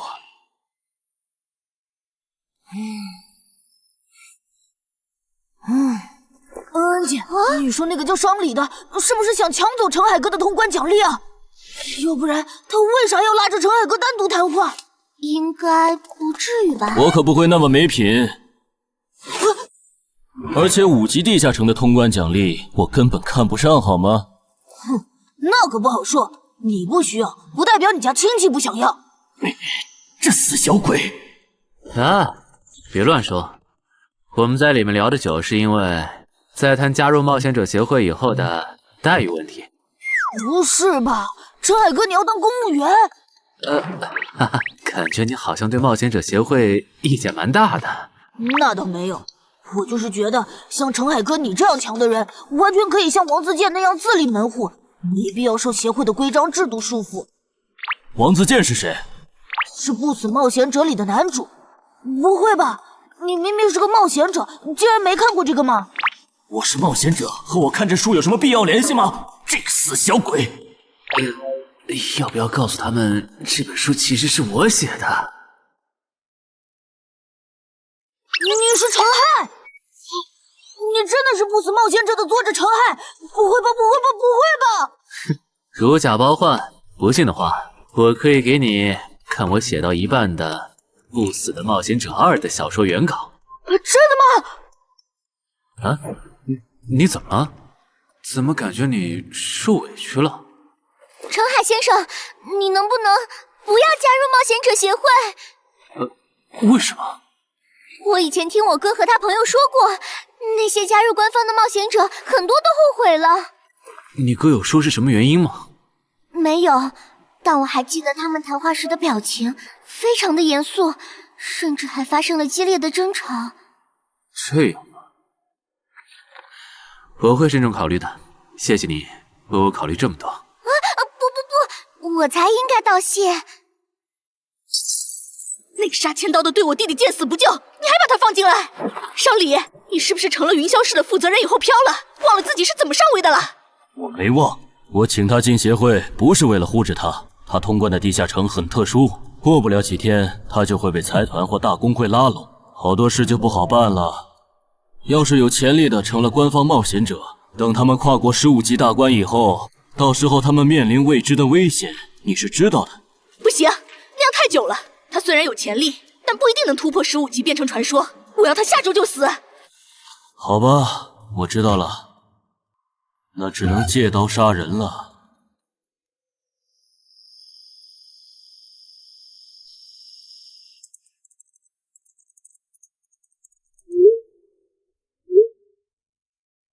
神场，这个地下城的情报不是早就挖无可挖了吗？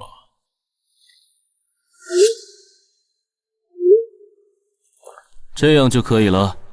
你确定？5级地下城的首通奖励对普通人来说不算什么，但对6到10级的通缉犯来说那就不一样了。要是澄海的情报到了黑市，不出3天，闽粤2省的通缉犯都会跑到云霄市，这样就能给你弟弟报仇了。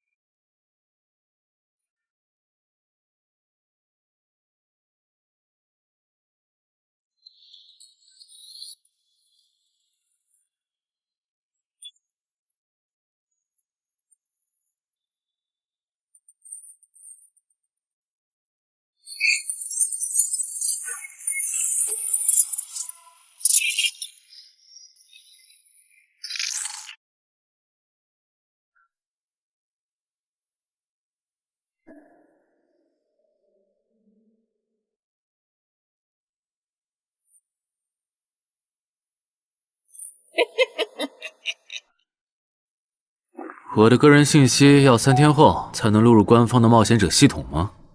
是的，我记得程先生你是东山人吧？要不我这边先给你安排一下暂住的酒店，这样你这几天就不用两边跑再折腾了。不用，刚好我要回东山办点事，那我3天后再来云霄。好的好的，那咱们3天后再联系。前提是3天后你还活着。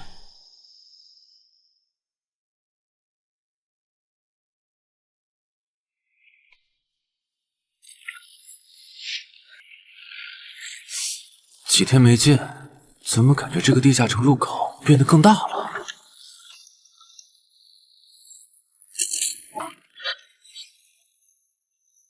准入等级6级，也就是说，这个地下城的等级现在介于6到10级之间了。我现在是5级，按照之前的升级速度，只需要再打1个到2个5级地下城，就能升到6级了。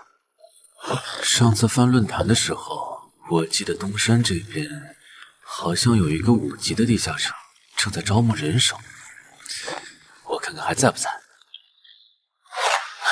好耶，还在。你好，请问你们的招募条件是？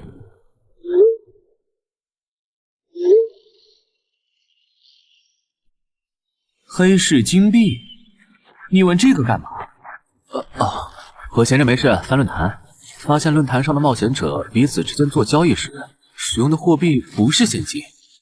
冒险者之间做交易，除了用地下城入口和掉落物，就是用黑市金币当货币。黑市金币有什么特殊之处吗？为什么不能用现金交易？黑市金币是挑战10级以上地下城的主要收获。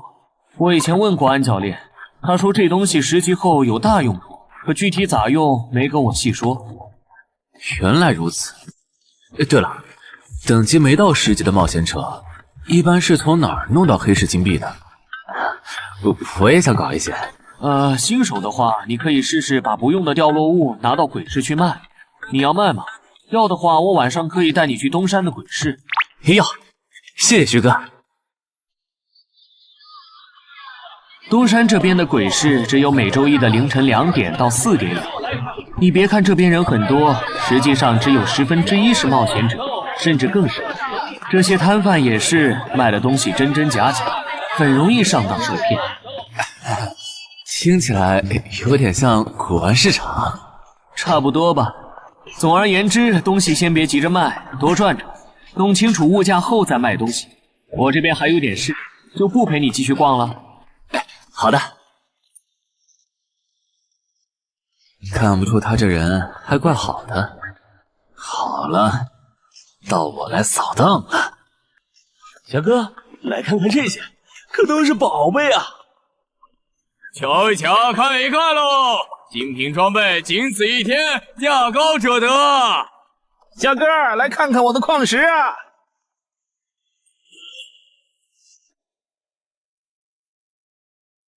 看他求购的内容，这个人想要攻略的地下城，该不会是女妖之森吧？这位小哥，你有我要的东西吗？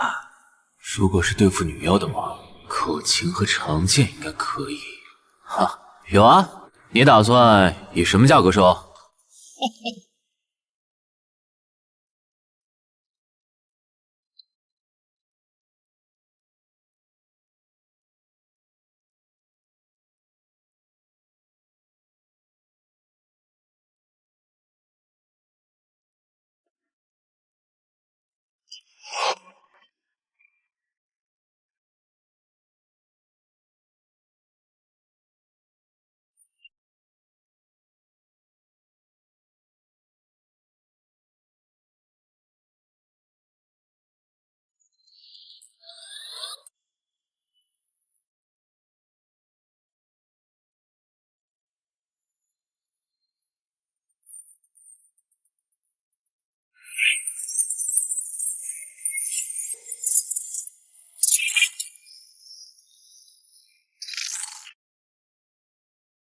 我得先看看货，货好，价格都好说。要看货，你得等我半个小时，我回家拿去。那你得快点，如果在这期间有别人卖我要的东西了，我可就不收了。哼，知道了，都在这里了。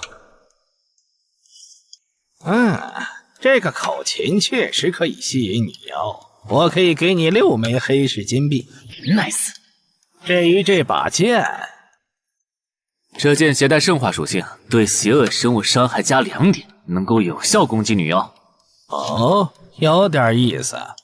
爷爷，你这把剑我可以给你8枚黑市金币，咱们加个微信吧。之后我这边如果再有需要，交易起来也方便。好啊，加好了。慢走啊，赚大发了。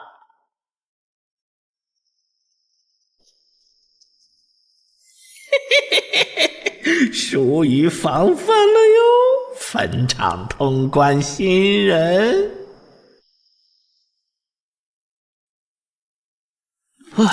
都过去1个多小时了，那个叫四海为家的怎么还没来？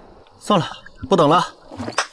各位新老朋友，大家好，我是5级哥布林地穴地下城的入口拥有者搬砖小 C。我左手边这位是协会冒险者林女士。哟，本次攻略已在官方备案，大家可以不用担心秃鹫的问题。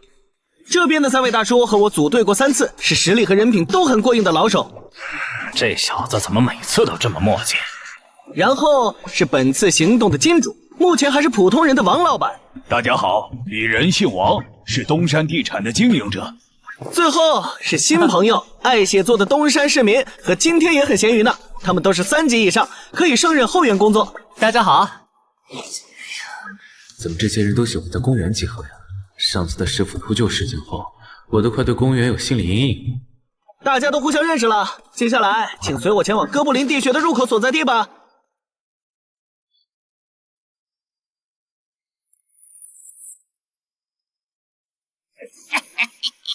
我就知道他没用黑市金币购买装备，一定是用来换东山这边的低等级地下城的攻略门票啦。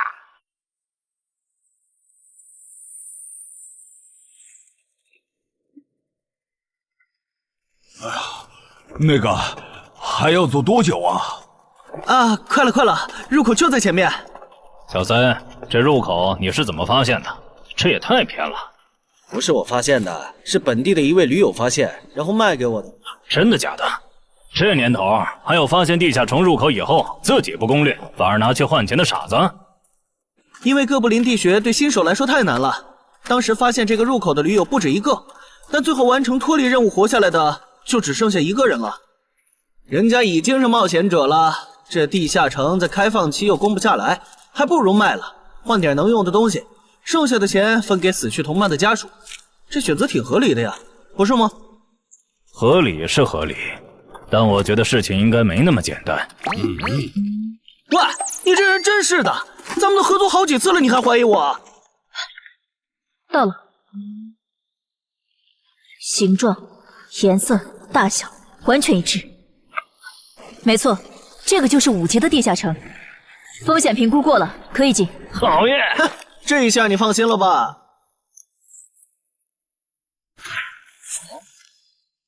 喂，我再跟你们说一遍啊，进了地下城，里面的哥布林归我们管，你们就负责保护王先生，都没意见吧？我这200斤肉就交给2位了。脱离任务呢？通关任务大家都一样，但如果我的脱离任务是狩猎哥布林，那我们会优先满足你的脱离任务，然后再考虑通关。这么容易就能拿到通关奖励，那我更没意见了。我也是。你们脱离任务是什么？杀死2只哥布林。我的也是。看来咱们的任务类型都一样，只是数量上有差异。王老板，你放心，脱离任务是按冒险者等级来的。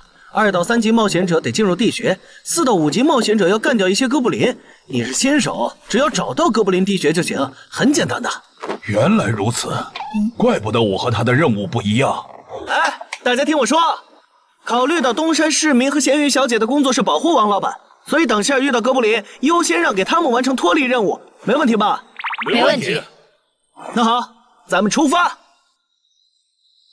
只用交手就行了，感觉也不难呐。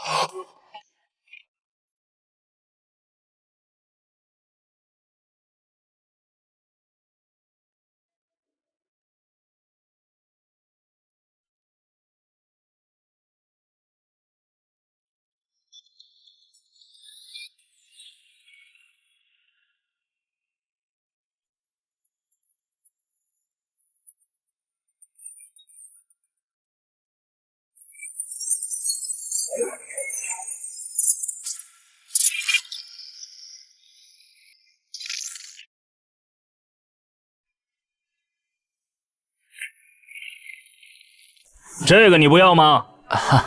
不要，你杀了吧。这就是5级地下城里的怪物吗？感觉也没多强啊。那是因为现在遇到的都是小怪，真正难搞的 BOSS， 得深入地穴以后才能遇到。一般情况下，哥布林地穴的 BOSS 哥布林勇士，得3、5个老手一起上才能干掉。哦，原来如此。那如果这个地穴里有2只甚至更多的哥布林勇士，咱们能对付得了吗？那肯定是对付不了的。不过一个哥布林部落只会诞生1只哥布林勇士，目前全球就1对冒险者遇过双胞胎哥布林勇士，这种小概率事件咱们肯定碰不上。哦，那我就放心了。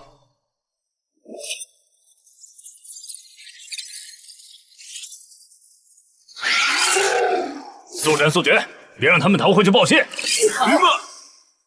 麻烦了。啊？你指哪方面？从我们踏入地穴到现在，已经遭遇了4波哥布林，明显这地下城的小怪数量多得不正常，我们可能中大奖了。搞不明白你们这些富人究竟在想什么？你都这么有钱了，为什么还要成为冒险者？说来惭愧，鄙人成为冒险者主要是为了减肥。减肥？等等，减肥和成为冒险者有什么必然联系吗？这联系可大了。我特意托人问过，目前已知的职业里有一种不需要锻炼，只要打坐消耗多余的体质就可以不断变强的。你不觉得这种职业很适合我这种有钱但是又下不了苦功去锻炼的人吗？花这么多钱竟然只是为了减肥，你们有钱人的世界真难懂。我们在聊什么？嘿嘿，能让我也加入吗？哦呦，连锁子甲都准备了吗？程先生真专业。你之前进地下城的时候也穿的这一套？对啊，如果没有这套防具，我早就死在地下城里了。相反，我倒是很不理解，你们为什么不穿防具？搞定，换班了，下一波哥布林你们处理。行，接下来我们负责打头阵。评分机制，你不知道吗？在地下城内借助的外力越小，完成任务后得到的结算评级就越高。原来还有这种设定吗？我说你的脱离任务咋比我简单？原来是靠全副武装过了地下城。我看你到现在也没有几个有用称号，说白了，你就基础属性等级高些，跟新人比也强不到哪儿去。其实难搞。虽然知道野队不靠谱，但是没想到会这么不靠谱。8人组里竟然有2个新手要保护。你们3个等会儿再聊。拦路的哥布林小队已经清理掉了，可以继续前进了。好嘞。怎么有3个岔路？正常的5级地穴不是最多只有2个吗？看来我之前的担忧没错，咱们遇到了 bug。这是还不能透露给大众的地下城情报。平均每50个低等级地下城就会有一次实际挑战难度比当前等级高，甚至高很多的特殊情况，也就是 bug。bug 主要分3种情况，第一种是小怪数量的提升，第2种是 BOSS 数量的提升，第3种是 BOSS 强度的提升。比如我们现在遇到的按照他这个说法，就很接近第一种。我之前经历的地下城好像多多少少都有点问题。请问，出现 bug 的地下城结算奖励会比平时多吗？这个要看地下城的实际攻略难度提升了多少。听说运气好能出14、15级冒险者都眼馋的宝贝。所以我们如果继续深入，可能会遭遇更多的哥布林。是的。听起来有点危险呢。要不这次就算了，咱们回去吧。反正我也成为冒险者了。不能回。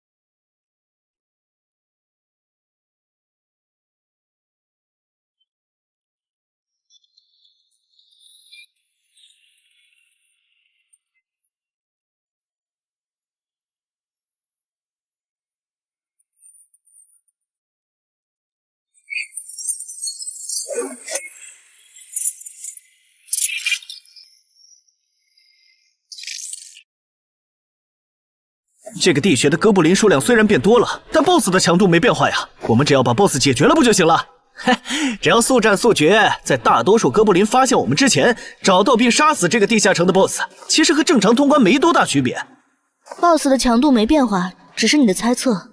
要是 BOSS 强度大幅提高，无法快速击杀，等他的援兵一来，咱恐怕就得被困死在这地下城了。所以就要放弃啊？这点风险都不肯担，那还不如尽早转职当后勤算了。这是一点风险？情报不足就去挑战等级比自己高的地下城，简直就是找死！那个，要不这样好了，咱们举手表决，想要继续的留下，想退出的就原路返回。这主意行，两不耽误。来去自如，这你满意了吧？哼！现在开始举手表决，要留下的举手。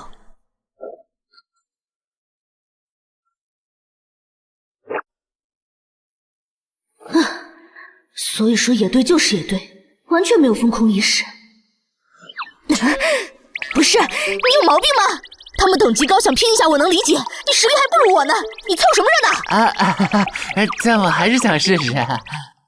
既然大家已经做出选择了，那就在这里分道扬镳吧。王老板，你的通关费用我晚一点退给你啊。哎呀，不用，就当交个朋友了。走了。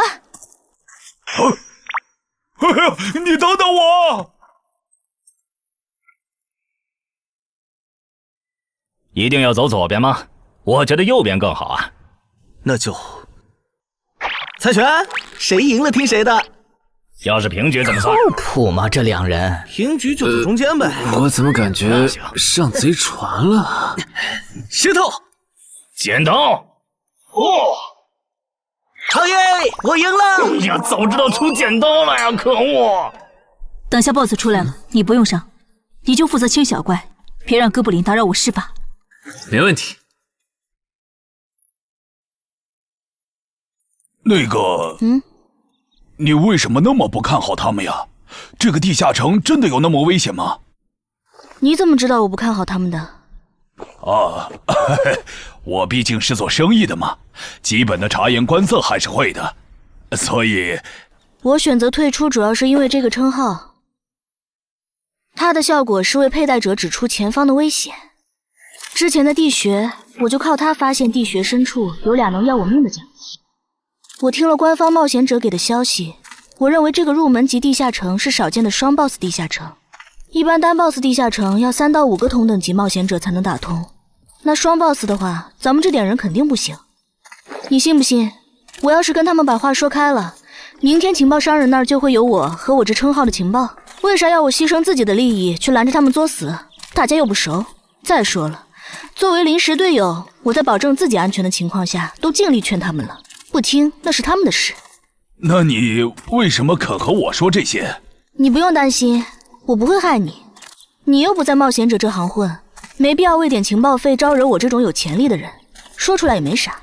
哦，这样啊。怎么了？不能再继续前进了，外面有更致命的危险。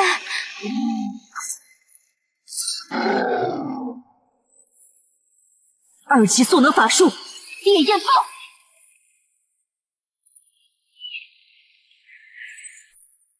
原来离开战前套给我的元素护甲是干这个用的呀！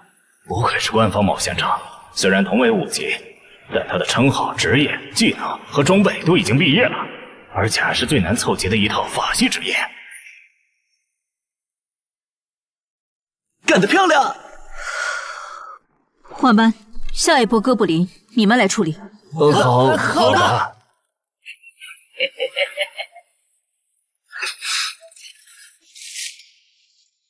啊？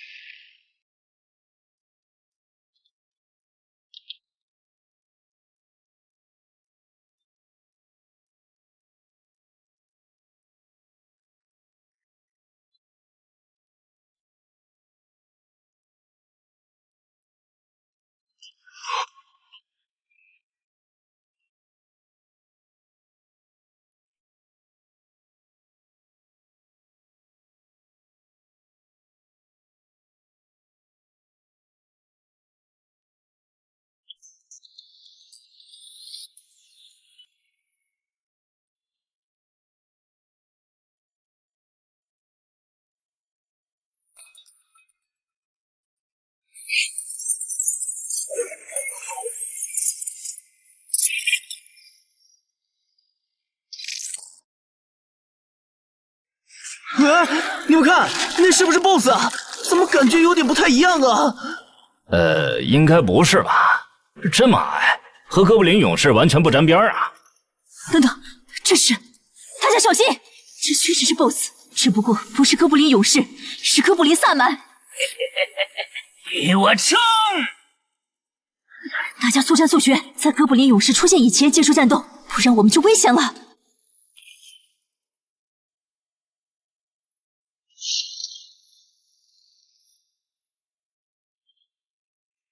开什么玩笑！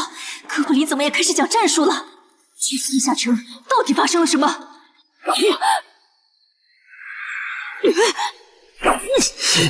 快走，我来会会这家伙。林那边好像遇到麻烦了，你们出个人去帮忙。你在开玩笑吗？这么多哥布林，我们哪抽得出人手？快去帮他们呀！这边我一个人能行。可是，走啊！待在这儿，影响我发挥。我会尽快解决掉哥布林萨满，然后来帮你。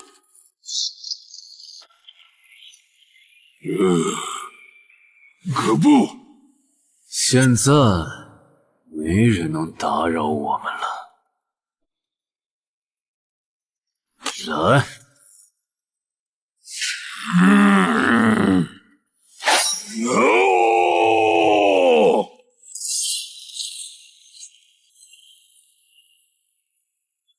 这个 BOSS 力量惊人，但太笨拙了。就算不用一步一杀，我应该也能躲过他的大部分攻击。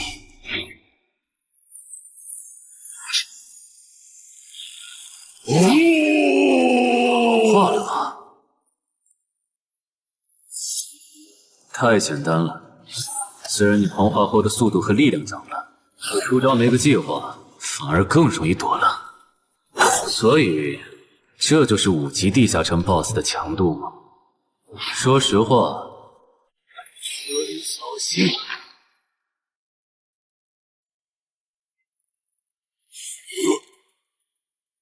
你这种程度，连当我的开胃前菜都不配。可不！可不！连死战到底的勇气都没有吗？这样看，我以后不用对5级地下城抱有期待了。这个地区到底还有多少哥布林啊？再这样下去，我可顶不住了！再用一次那个火焰魔法！你以为我不想吗？这个哥布林萨满一直在用低级法术干扰我施法。等一下，通关任务怎么完成了？我的也是。石洞山市民解决掉了哥布林勇士，大家再撑一下，他等下应该会来支援我们。我看不见他。他既然已经完成了通关任务，就没有理由再回来冒险。那咱们也撤吧，反正通关任务已经完成了。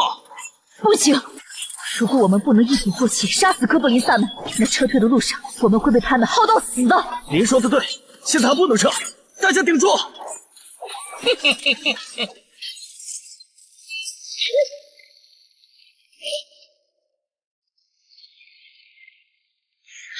石洞山市民。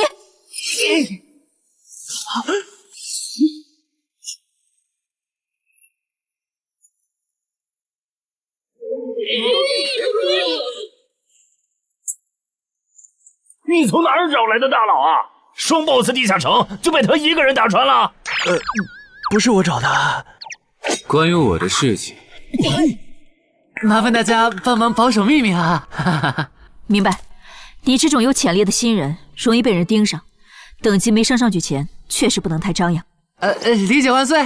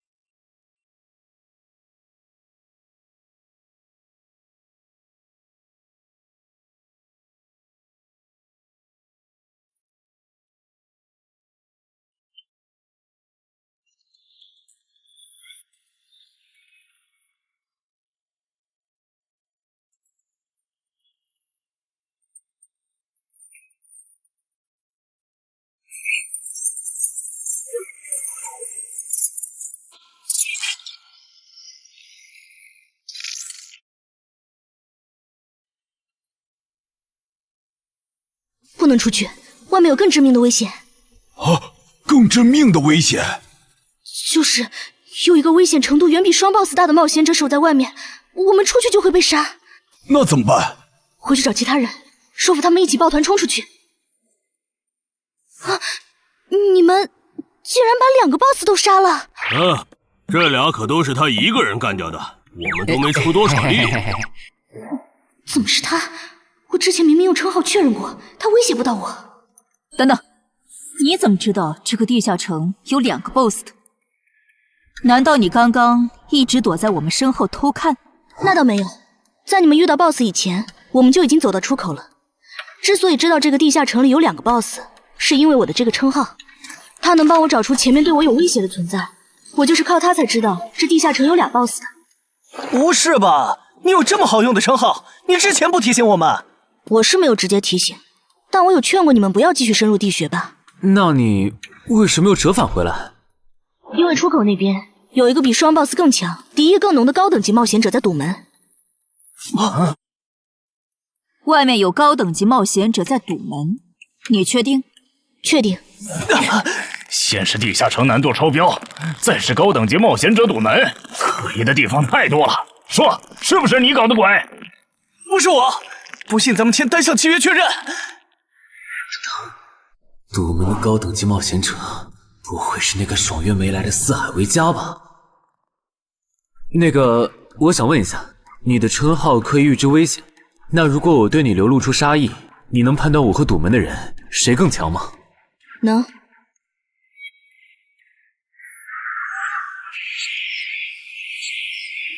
现在，我和外面的那个高等级冒险者，谁强？外面的要强一些。明白了。那摆在我们面前的，就只有一条路。大家先去结算各自的脱离和通关任务，等提升完，咱们就去和出口的堵门者拼命。也只能这样了。早知道买这个地下城会出这么多事，我当时就不该手贱。事已至此，后悔也没用了。再说，咱们这么多人，未必打不过。这都多久了，怎么还没人出来？那个通关坟场的小子不会死里边了吧？你有没有兴趣？不好意思啊，我想再考虑一下。没想到第一次进入地下城，就让你遇到这种事，实在不好意思啊。结算出来了，这次没有掉落史诗级奇物，看来双 boss 的地下城难度也远不如坟场啊。感觉下一个地下城可以跳过6级，直接尝试7级了。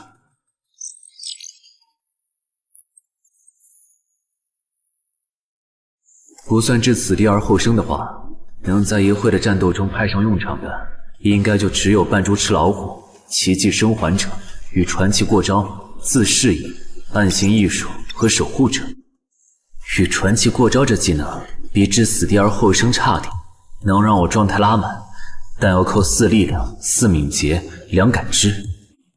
至于暗行艺术，应该适合扮猪吃老虎搭配，靠扮猪吃老虎走到目标的视野盲区，然后换暗行艺术逐渐接近目标，最后再切到置死地而后生，从而打出完美的突袭。至于守护者，最合理的应该是依靠与传奇过招的感知加2，提前确定目标的下一步动作。要是目标跑去攻击别人，就切换称号守护者去阻拦他。围绕这2个称号展开的战术，感觉都还可以，但如果硬要选一个，还真不太好选。先瞅瞅新得的职业技能和奇物有啥效果，再决定下一步吧。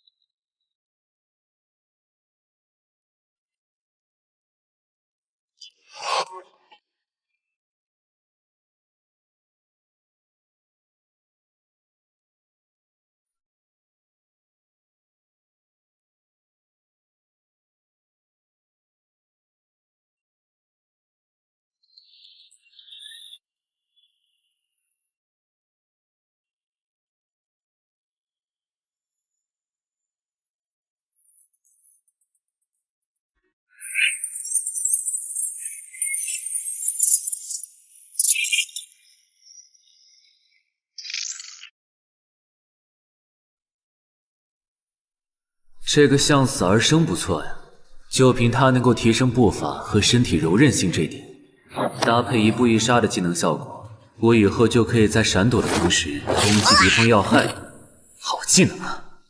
还有这个假死技能，考虑到在现实世界，冒险者死后是不会产生掉落的，我完全可以利用这个技能装死，然后找机会偷袭反杀。嘿嘿，兵不厌诈。只要那个堵门的不是脑子有毛病，非得跟尸体较劲，我就能狠狠地阴他一把。当然，这是万不得已的选择。要是可以的话，我肯定想光明正大的赢。嚯，这次掉落的东西都很棒啊！骨笛、萨满旗帜和传承之书，以后去地下城就能有个哥布林跟班了。而且这个哥布林的秘药搭配上骨笛，运气好的话，能拉来一只哥布林勇士当打手。保险起见，我就不继续囤升级券了，先把战斗力拉到最高再说。我目前持有的奇物中，等级最高的就是这家伙了。把奇物升级券用在他身上，肯定是最优解。哼，就这样。对传奇亡灵库罗德的头盔使用奇物升级券，只能升到史诗级。那算了，先用装备熔炼炉把这几个用不上的给熔炼了，看能出什么好东西，再决定奇物升级券用在哪儿。不是装备型的奇物不能熔炼了，那我手里没用的装备，估计也熔不出啥好东西。没办法了，用奇物升级券提升被污染的名剑吧。使用奇物升级券。啊，好酷的剑！头盔和武器确定了，那装备祈愿券就用在防具上了，正好替换掉我买的锁子甲。厉害！这套铠甲穿起来比我之前用的锁子甲还轻便。东山市民，你那边完事了吗？差不多吧。你们整理完了吗？完事了，再给你们上一轮 buff， 就可以出发了。你的装备好酷啊！这些都是你在这个地下那再等我一下，我招个怪物随从。啊！我别无视我呀！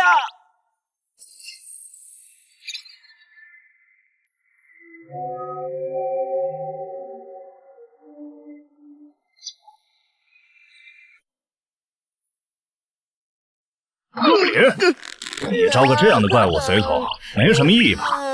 这小东西连半个战力都算不上，不帮倒忙就不错了。别急，我还没完事。接着，喝了它。不。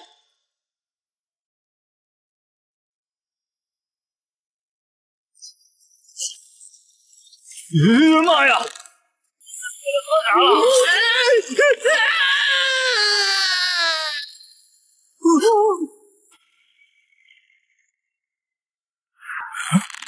天哪，他变成 BOSS 了！那边有适合你的衣服和兵器，自己拿吧。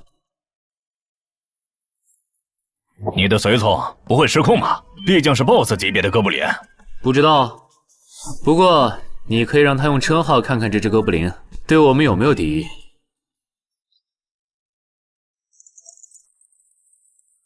看了，他对我们没有恶意。那就好。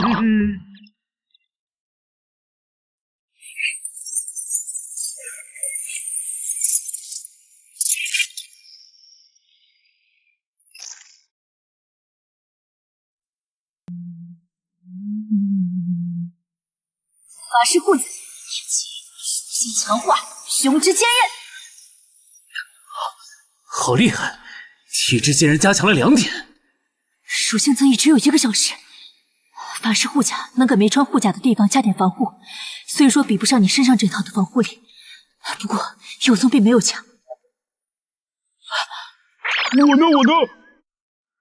好运！你没事吧？没事，休息一会儿就好。嘿嘿，终于出来了！啊，怎么还混进去了一只哥布林勇士？说好的有人在出口堵门呢，这也没有啊！估计是藏起来了。你用车号看一下他在哪儿。好。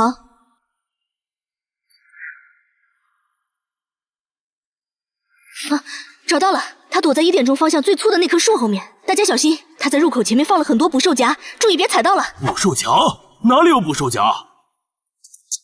嘿，有探查类的称号吗？真是够讨厌的。原来是他，这么一来就全明白了。女妖之森刚通关，他不去那儿的黑市买通关物资，却来东山碰运气，肯定有猫腻。知道我在东山的没几个人，团队领袖跟我签了保密协议，肯定不是他。那个戴眼镜的护士也不太可能，所以是商礼还是徐茂？这个人好像有点眼熟啊！等等，你是高成勇？对方很有名吗？何止有名，他可是明广一带最臭名昭著的通缉犯。别看他只有7级，死在他手上的冒险者，光是已确认的就有上百号人了。他不光是想抢别人的通关掉落，还想刷出针对人类的称号，说不定现在已经刷出过量杀戮人类这个称号了。看来你很了解我吧？是协会的官方冒险者吗？果然，他已经刷出了那个称号。这样吧，我们做个交易，那小子留下，你带其他人走。这条件可以啊，要不咱们……别信他！协会的档案里，高成勇有放过目标然后再猎杀的记录。要是你们真的信了他的瞎话，等他干掉陈海，再用追踪手段把你们一个个找出来，你们连还手的机会都没有。没错，虽然他嘴上说放过我们，但对我们的恶意一直没有降低。他在说谎。连恶意也能侦测吗？这样好了，既然他的目标是我，那就由我和哥布林勇士主攻。你们看时机牵制，大家都是一根绳上的蚂蚱，这种时候就别心存侥幸了。当然，如果你们中有人实在怕死，那就赶紧滚，别拖我后腿。我们会做好辅助工作的。看不出来你人还挺好的，要是我绝对逼着他们一起上。打你？我们俩足够了。哼，我就知道你们这些走大运拿了 S 级评价的新人，就会自命清高，觉得别人都是你们成长的垫脚石。但现实可不是这样的哟。新人在1到5级时很难搞到成体系的称号、职业、技能和装备。你的武器和铠甲这么豪华，我猜大多是装备吧。不巧哦，我的技能偏克你这类新人。手下出！迟缓术。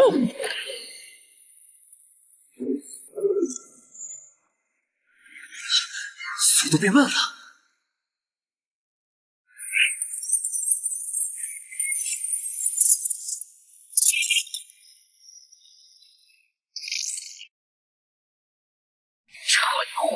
迟缓术可不只是速度变慢而已。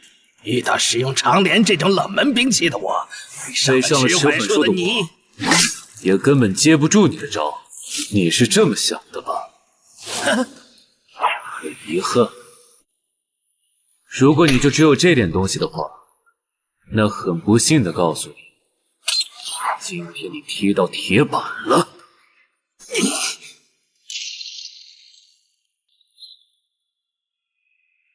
开什么玩笑！我百试百灵的组合技，竟然被他这么简单的破了吗？这真的是只经历了3个地下城的新人该有的水平吗？嘿，那个高成勇也没有你说的那么厉害啊！一上来就被陈海大佬没收武器了，感觉陈海大佬都用不上咱们了。不是高成勇不厉害，是陈海太强了。现在的他，恐怕和明省分部重点培养的那位超新星是一个水平。如果我说我认栽，那把长镰我也不要了，能放我一马吧？换位思考的话，你会吗？说的也是。消失了，那件披风的效果是隐身。唉，一想到超新星要死在我手里，我就感到惭愧呀。如果你没遇到我这样的新人杀手，大概会成为传说级冒险者了。可惜，今天你就要死在这儿了，是你选择的死战。程海，小心，那人没走，就在你周围。你这娘们儿！你在看哪儿呢？你不可能！你怎么知道我在这里的？因为我感知20，你的一举一动在我这儿都是明白。蛮感知吗？这个人你来手。好嘞。老天真是不公平！我想问一下，散人冒险者如果要加入协会，录入个人信息大概要多久？工作日的话，半天。这么看来，就是云霄市协会泄露消息的。我申请加入东山的官方冒险者协会，不过我前天口头上答应要加入云霄市的，他们还没录入我的个人信息。现在换到东山，程序上合规吗？当然，我代表东山市冒险者协会欢迎你的加入。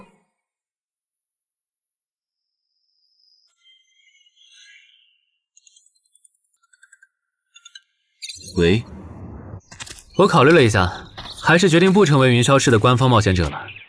为什么？你的个人信息明天就能录入进系统了，怎么又变卦了？因为我刚刚除掉了一个 A 级通缉犯，叫高成勇。东山的冒险者协会知道后，邀请我成为本地的官方冒险者。这样嘛，也挺好，成为家乡的官方冒险者，做事会更方便一些。对，我也是这样想的。那我挂了。以后常联系。废物，都是废物！你那边说完了？说完了。哎，你怎么还没走？因为林姐也邀请我加入东山的冒险者协会了，等下要和你一起录入个人信息。这样啊？说实在的，你也被协会邀请加入，我都有点怀疑官方冒险者头衔的含金量了。我不就是在地下城的时候嘴了你几句吗？至于这么阴阳怪气吗？小心眼！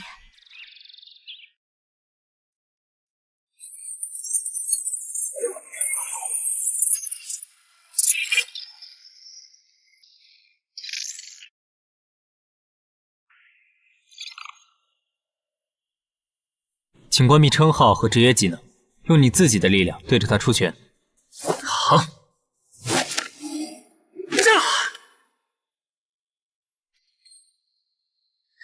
不愧是官方，测计出属性的工具比变身馆强太多了。12点，那我呢？他们测完了吗？测完了，他的力、啥玩意儿？都是12。17点，只有12吗？这跟他之前的表现差太远了，我以为他至少14甚至15呢。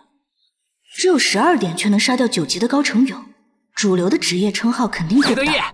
等我激活了职业和称号，再测一次，肯定压过你。程海先生，你的个人信息已经录入了，这是你的证件。这么快？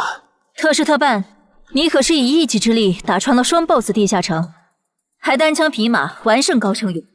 另外，6到10级官方冒险者每年得通关2次协会指定的同级地下城，不然就得从攻略组调走去情报或资源采集组。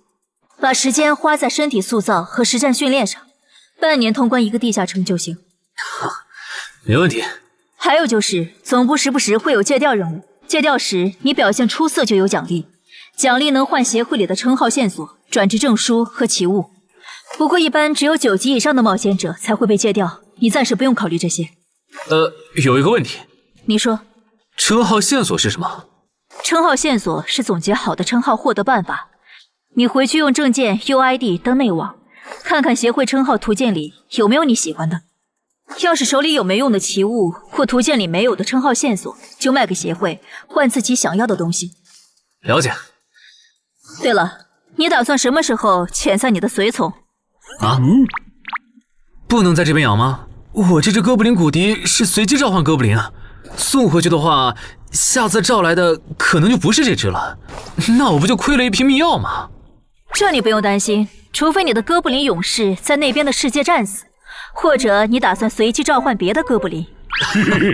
原来如此。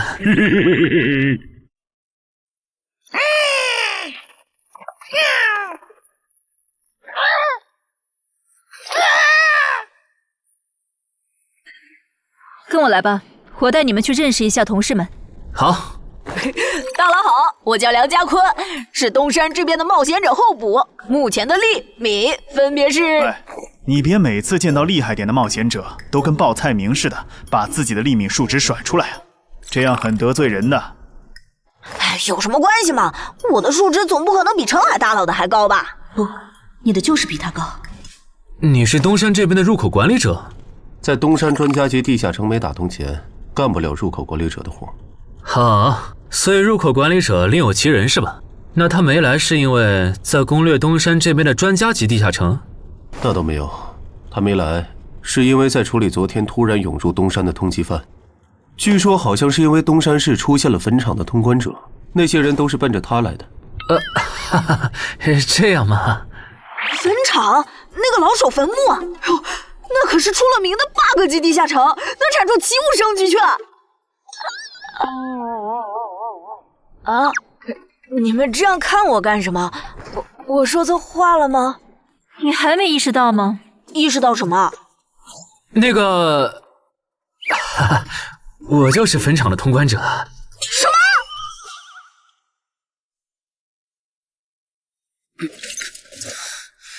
虽然已经说好这段时间把精力用在属性提升和恶补地下城知识上，但家里这个入口，我还是想有始有终。一个人单刷的，我全力以赴的时候，大概相当于10级，完成脱离任务应该也没什么难度吧。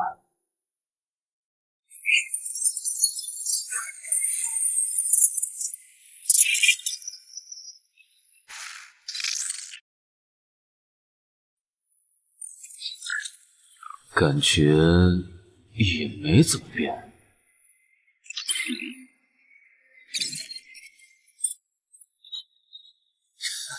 原来冒险者面板还能升级吗？那是不是等11到16级的时候，我的面板还会有变化？怎么感觉升到6级后的限制反而变多了？等升到11级，不会还来一些新的限制吧？就先这样，搞定。账号弄完了，让我看看这次的脱离任务是什么。脱离任务从单选变成2选1了，这对不打算通关的冒险者来说倒是个好消息。不过，豺狼人，原来这片森林除了鱼人以外，还有别的怪物吗？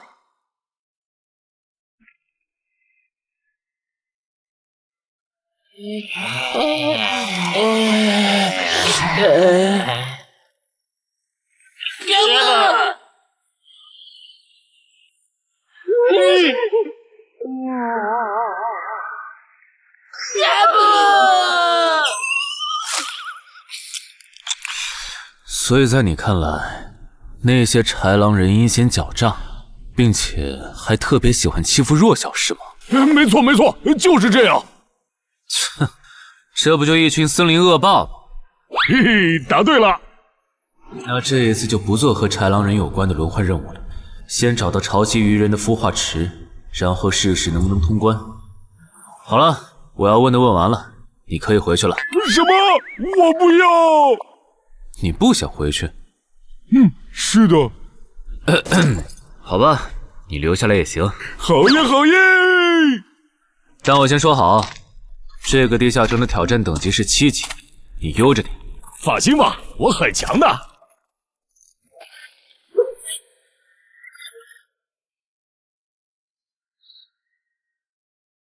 结果你还真组了个野队，让人家带你通关。嘿，还是5级的地下城，你这胆子够大的。嘿嘿，其实还好啦，虽然中间出了一些意外，但也因祸得福，认识了2位很有潜力的冒险者。你这就是幸存者偏差。那些散人如果靠谱，我儿子就不会死在地下城里。我知道，所以我是确认有官方冒险者兜底以后，才决定下去的。说起来，前几天的新闻我看了，你儿子的死好像不是意外。怎么可能是意外？我儿子下去之前，我给他准备了2件保命的奇物，可他还是死了。那2个弱鸡入口拥有者却活着，开什么玩笑？可惜那2个杀千刀的没撑到我出手，就栽在别人手上了。不然，我一定要让他们后悔来到这世上。那这人也算间接为你儿子报仇了，咱得报答他呀。他叫什么名字？叫陈海。我这次来东山，就是要当面感谢他。陈海，你认识？我组的临时野队里也有一个姓陈的，可能就是他。什么？科长，都打起精神来！那些豺狼人斥候说不定就藏在附近的灌木丛里，你们这样懒散很危险的。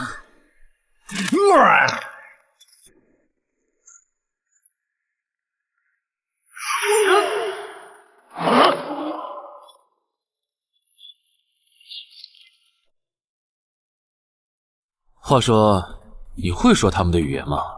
当然，需要我帮忙翻译吗？先不，我有一个能在这种场合上派上用场的奇物，如果它不好用，我再找你。你们的孵化池在哪？告诉我，我可以留你们1。你以为我会出卖我的族群吗？绿皮傻大个的小跟班儿！